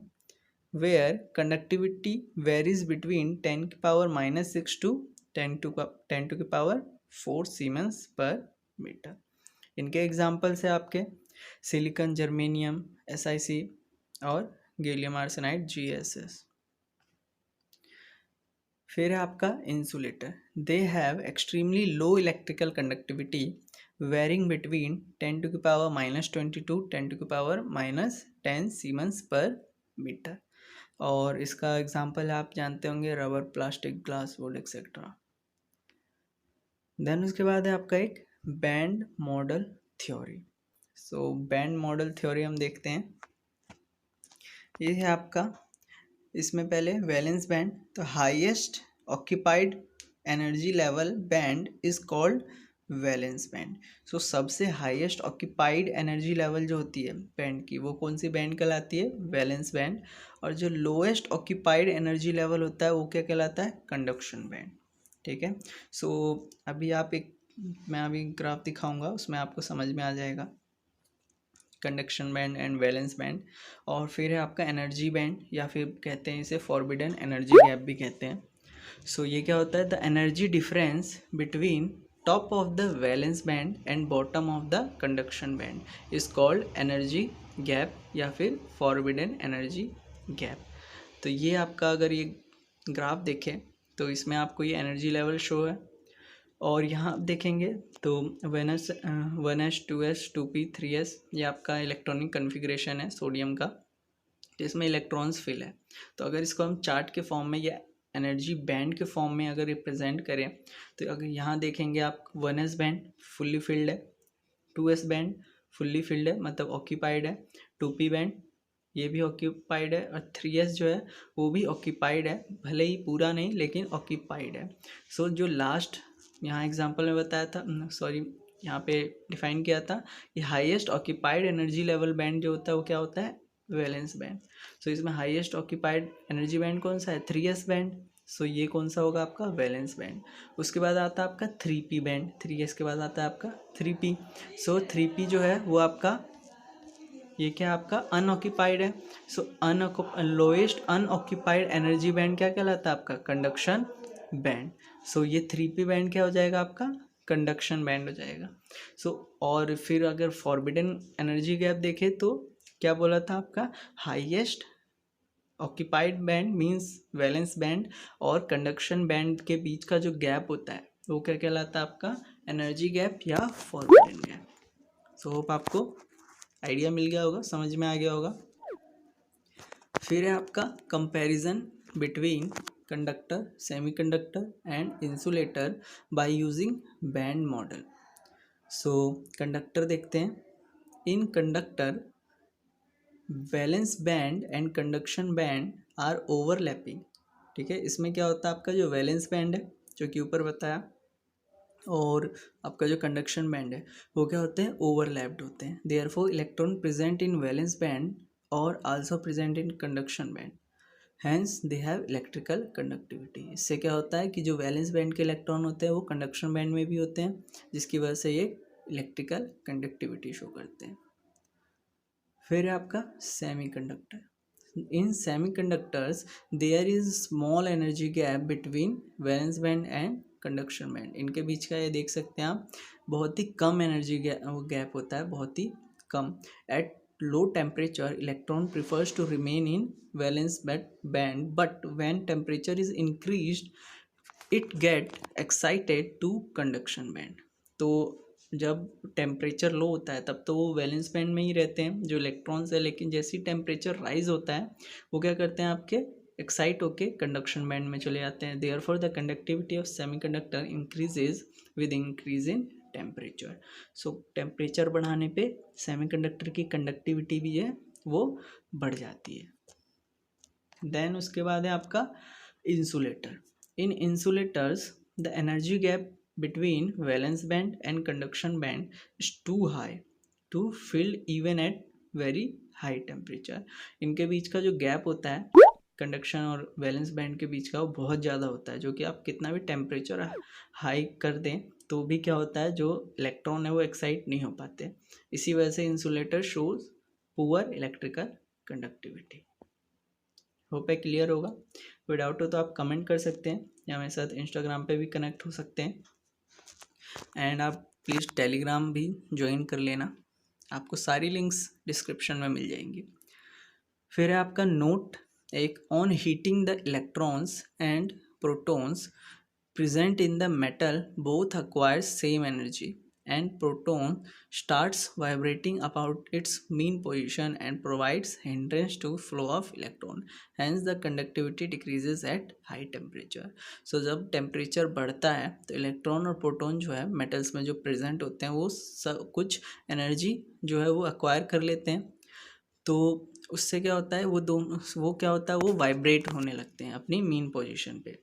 ठीक है, जो प्रोटॉन्स है एनर्जी गेन करने के बाद, जिसकी वजह से क्या होता है, वो हिंड्रेंस पैदा करते हैं फ्लो होने में इलेक्ट्रॉन्स के. ठीक है, तो आपके दोनों एनर्जी गेन करके एनर्जाइज्ड हो जाते हैं, जिसकी वजह से वो अपना जो प्रोटॉन है वो क्या करता है, वाइब्रेट होने लगता है. फिर फ्लो ऑफ इलेक्ट्रॉन भी क्या होता है, वो हिंड्रेंस होने लगती है फ्लो ऑफ इलेक्ट्रॉन में. सो कंडक्टिविटी डिक्रीज हो जाती है. ये आपका एक्स्ट्रा नॉलेज के लिए है. फिर आपका टाइप्स ऑफ सेमीकंडक्टर. तो सेमीकंडक्टर आपका इंट्रिंसिक और एक्सट्रिंसिक दो टाइप के होते हैं, और एक्सट्रिंसिक में आपका पी एंड एन टाइप होते हैं. देखते हैं intrinsic semiconductor. These are pure semiconductors with no impurities at all. ये प्योर होते हैं, इनमें कोई भी इम्प्योरिटी ऐड नहीं होती. इसके एग्जाम्पल होते हैं सिलिकॉन, जर्मेनियम. फिर आपका silicon semiconductor. Semiconductors which are doped with some impurities, जिन्हें डोपेंट भी कहते हैं, आर कॉल्ड इंट्रिंसिक सेमीकंडक्टर. तो जिन्हें डोप किया जाता है, डोप से मतलब यही है मिक्स करना, आप सिंपल लैंग्वेज में समझिए. सो जो जिन सेमीकंडक्टर को डोप किया जाता है किसी इम्प्योरिटी के साथ, ठीक है, जिसको डोपेंट कहते हैं, जो इम्प्योरिटी ऐड होती है उसको क्या कहते हैं, डोपेंट. तो उनको क्या कहते हैं हम, एक्सट्रिंसिक सेमीकंडक्टर. तो इसमें दो टाइप के होते हैं. पहला आपका P type. When a tetravalent semiconductor is doped with trivalent impurity is called P type semiconductor. ठीक है, तो आप ऐसे समझ सकते हैं, कोई जो आपका जो 13वां जो ग्रुप है, ठीक है, और 14-15 जो ये आपका बोरोन और कार्बन और फास्फोरस जो है. सो अगर आप किसी टेट्रावैलेंट को जो सेमीकंडक्टर है उसको डोप करेंगे ट्राईवैलेंट इम्प्योरिटी के साथ, ठीक है, मीन सिलिकॉन बोरोन एग्जांपल ले सकते हैं, तो वो क्या बनाएगा आपका पी टाइप. ठीक है, अगर सिलिकॉन में आप बोरोन को डोप करना चाहें तो वो क्या बनाएगा आपका पी टाइप सेमीकंडक्टर। फिर है the conducting bodies in these semiconductors are holes which are positive charge carriers. So अभी तक आप प्रोटॉन पढ़ते आए होंगे, पॉजिटिव होता है, सो उन्हें होल्स भी कह सकते हैं आप, ठीक है। सेमीकंडक्टर में जो कंडक्टिंग बॉडीज होती है उनको क्या कहते हैं, होल्स कहते हैं, जो कि पॉजिटिव नेचर के होते हैं। तो ये होल्स की डेफिनेशन है, the vacancy of electrons is called hole, ठीक है। तो जो इलेक्ट्रॉन जब मूव कर जाता है तो वहाँ पे जो खाली जगह बच जाती है उसी को होल कहा जाता है। Holes are positive charge carrier because they move in the direction opposite to electron. Second है आपका N type, when a tetravalent semiconductor is doped with pentavalent impurity then it is called n type semiconductor। तो कह सकते हैं आप कि आपने क्या किया, 14th जो ग्रुप था आपका उसको क्या किया, 15th ग्रुप के साथ डोप कर दिया, तो ये क्या हो जाता है आपका n type. The conducting bodies in n type semiconductor are electrons which are negative in charge, which are negative in nature या नेगेटिव चार्ज कैरियर होते हैं। तो ये था आपका एन टाइप। फिर है आपका क्लासिफिकेशन, एक क्वेश्चन है कि classification of the following P N N type nature. So अगर सिलिकॉन को आप गैलियम के साथ डोप करेंगे तो पी टाइप बनेगा, ठीक है। आप ग्रुप वाइज से पता लगा सकते हैं, ठीक है, जैसे 13 14 15 करके, अगर 14 वाले को आप डोप करेंगे 13 वाले के साथ तो पी टाइप बनेगा, और उसी को अगर 15 वाले के साथ कर दें तो क्या बनेगा, एन टाइप बनेगा, सिंपल है। फिर है आपका application of P and N type semiconductor. The combination of P and N type semiconductor, जिसको P N and N P भी कहते हैं, उनको क्या कहते हैं हम, diode. It is used as an rectifier, जो कि रेक्टिफायर का काम आपको पता होगा, AC टू DC करना होता है। सेकेंड पॉइंट है when one layer of one type of semiconductor is sandwiched between two layers of the other type of semiconductor then a transistor is form. So अगर आप एक टाइप के semiconductor को किसी एक ही टाइप के दो लेयर के बीच में सैंडविच बना दे तो उनको क्या, वो क्या होता है, ट्रांजिस्टर होता है वो, जैसे PNP और NPN, ठीक है। आप हायर क्लासेस में जाएंगे तो पढ़ेंगे इसके बारे में। It is use to detect and amplified radio signals. Photodiode is used in solar cells to convert light energy into electric energy. Photovoltaic substance which convert light energy into electric energy is called photovoltaic substance. और amorphous silicon is used in photovoltaic substance, amorphous silicon का use किया जाता है। आपका है 12-16 compound, the material made by mixing an element of group 12 and group 16, ठीक है। तो ग्रुप 12 और जो ग्रुप 16 है उसको जो मिक्स करके आप एलिमेंट बनाएंगे to simulate an average valence of 4 is called 12-16 compound, तो उसको 12-16 कंपाउंड कहा जाता है। ये इसके एग्जांपल है CDSC, SGT एक्सेट्रा। फिर आपका 13-15 सेम उसी की तरह, अगर आप एक मटेरियल मिक्स करके 13 ग्रुप के एलिमेंट और 15 ग्रुप के एलिमेंट के साथ बना रहे हैं एवरेज वैलेंसी 4 के लिए, सो ये आपका क्या बोल देगा, 13-15 कंपाउंड, इसको नाम दिया गया है। एग्जांपल है आपका GASP, TLAS etcetera, GAS, they are man made semiconductors, ठीक है, ये मैन मेड होते हैं। फिर है आपकी मैग्नेटिक प्रॉपर्टीज। पहला है आपका paramagnetic substance and paramagnetism, a substance in which weakly attracted by the external magnetic field is called paramagnetic substance, ठीक है। वो सब्सटेंस जो एक्सटर्नल मैग्नेटिक फील्ड से वीकली अट्रैक्ट हो वो पैरामैग्नेटिक सब्सटेंस कहलाता है। They lose magnetism in the absence of magnetic field, और ये मैग्नेटिज्म लूज कर देते हैं मैग्नेटिक फील्ड की एब्सेंस में। और फिर देखते हैं paramagnetism arises due to temporary alignment of magnetic moment of domain in the direction of external magnetic field, ठीक है। तो पैरामैग्नेटिज्म इसमें जो होता है वो टेम्परेरी अलाइनमेंट के लिए, अलाइनमेंट की वजह से इसमें अराइज होता है। ठीक है। Magnetic domain in the direction of external magnetic field. अब ये समझिए, ये आपका जैसे ये समझिए ये आपका मैग्नेटिज्म है, तो ये एरोस जो हैं तो वो सारे क्या होते हैं, एक्सटर्नल मैग्नेटिक फील्ड की तरफ जो होते हैं अलाइन हो जाते हैं। ठीक है। ये एग्जांपल समझ लीजिए, इसको अलाइन हो जाते हैं, जिसकी वजह से इसमें एक टेम्पररी मैग्नेटिज्म जो है वो जनरेट हो जाती है। अब paramagnetic substance has at least one unpaired electron in its atom, ion and molecule. उसमें एक अनपेयर्ड इलेक्ट्रॉन जरूर होगा। ये एग्जांपल है Fe3 positive, O2, Cu2 positive, etcetera. Then diamagnetic substance or diamagnetism, a substance which is weakly repelled by external magnetic field is called diamagnetic substance। वो क्या था, attract होता था, ये क्या होता है, वीकली रिपेल्ड होता है आपके मैग्नेटिक फील्ड में।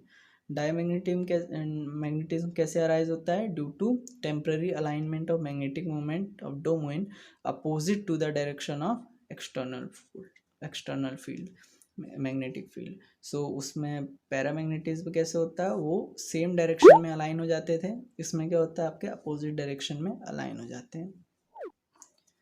A diamagnetic substance has no unpaired electron in its atom, ion और मॉलिक्यूल। इसमें एक भी अनपेयर्ड इलेक्ट्रॉन नहीं होता है। फिर है आपका फेरोमैग्नेटिक सब्सटेंस और ferromagnetism. A substance which is strongly attracted by external magnetic field is called ferromagnetic substance। जो एक्सटर्नल फील्ड से स्ट्रांगली अट्रैक्ट हो वो क्या हो जाएगा आपका ferromagnetic. It shows permanent magnetism even in the absence of external magnetic field. So absence में भी ये आपका परमानेंट मैग्नेटिज्म शो करेगा। Ferromagnetism arises due to spontaneous alignment of magnetic moment of domain in one direction. This alignment is not disturbed even after external magnetic field is remove. So ये किसकी वजह से होता है, ये स्पॉन्टेनियस अलाइनमेंट की वजह से होता है मैग्नेटिक मोमेंट ऑफ डोमेन का एक डायरेक्शन में, और जब मैग्नेटिक फील्ड हट जाती है तो भी ये उसी डायरेक्शन में होते हैं, डिस्टर्ब नहीं होते। इसका एग्जांपल है आपका आयरन, कोबाल्ट, निकल। फिर है आपका anti ferromagnetism. In an anti ferromagnetic substance magnetic moment of domain align parallel and anti-parallel in equal numbers so that there is no net magnetic moment left। so इसमें क्या होते हैं आपके जो डोमेन होते हैं वो पैरेलल और एंटी पैरेलल इक्वल नंबर्स में अलाइन हो जाते हैं, तो वहाँ पे कोई भी मैग्नेटिक मोमेंट जो है वो नहीं रहता है। फिर है आपका फेरी मैग्नेटिक सब्सटेंस या फेरी magnetism. A substance in which magnetic moment of domain align parallel and anti-parallel but in unequal number। ठीक है, इसमें unequal number में अलाइन हो जाते हैं पैरेलल या anti parallel, so that there is some net magnetic moment left। Example इसका Fe3O4 आपका फेराइट्स एक्सेट्रा। नोट है, when a ferromagnetic substance is heated at 850 K it becomes paramagnetic due to randomization of spin। सो अगर आप फेरीमैग्नेटिक substance को heat करेंगे 850 kelvin पे तो ये आपका पैरामैग्नेटिक बन जाएगा। ठीक है, और this temperature is called Curie temperature. ये भी आपका क्वेश्चन पूछा जाता है। ठीक है, क्यूरी टेम्परेचर पे आप फेरीमैग्नेटिक को पैरामैग्नेटिक बना सकते हैं। उसके बाद ये कुछ एक्स्ट्रा नॉलेज के लिए मैंने लिख रखे थे पॉइंट्स है, आप लिखना चाहे या पढ़ना चाहे तो पढ़ सकते हैं, आपकी मर्जी है। और अदरवाइज़ आपके जो नोट्स हैं या जो कह सकते हैं जो आपका चैप्टर है ये सॉलिड स्टेट, वो पूरा आपका यहाँ पे कंप्लीट हो गया है। सो ये आपका पूरा चैप्टर फिनिश हो गया है। आपको ये वीडियो कैसी लगी प्लीज़ कमेंट करके ज़रूर बताना। कोई डाउट हो तो आप नीचे कमेंट करके लिख सकते हैं, अदरवाइज़ आप मेरे साथ इंस्टाग्राम पे भी कनेक्ट हो सकते हैं। टेलीग्राम ज्वाइन कर सकते हैं। और अगर अभी भी चैनल सब्सक्राइब नहीं किया है तो प्लीज़ चैनल ज़रूर सब्सक्राइब कर लेना, ठीक है, और शेयर कर देना इस वीडियो को ज़्यादा से ज़्यादा। और एक और बात, अगर आपको नोट्स चाहिए पीडीएफ फॉर्म में तो आप ले सकते हैं, आपकी मर्ज़ी है। आप नीचे डिस्क्रिप्शन में देखिए, वहाँ पे आपको लिंक मिल जाएगी, वहाँ जाके आप अगर लेना चाहें तो ले सकते हैं। अदरवाइज़ आप नोट से प्रिपेयर कर सकते हैं, वीडियोस देख के अपने खुद के नोट्स भी प्रिपेयर कर सकते हैं। सो जाते जाते थैंक यू वीडियो देखने के लिए, एंड मिलते हैं अगली किसी वीडियो में। अगर आपको किसी स्पेसिफिक चैप्टर के नोट्स चाहिए तो आप कमेंट कर दीजिए, मैं उस पर पहले काम करूँगा या पहले उस पर रिकॉर्ड करूँगा, बनाऊँगा। सो कमेंट करिए एंड मिलते हैं अगली वीडियो में। थैंक यू ये वीडियो देखने के लिए।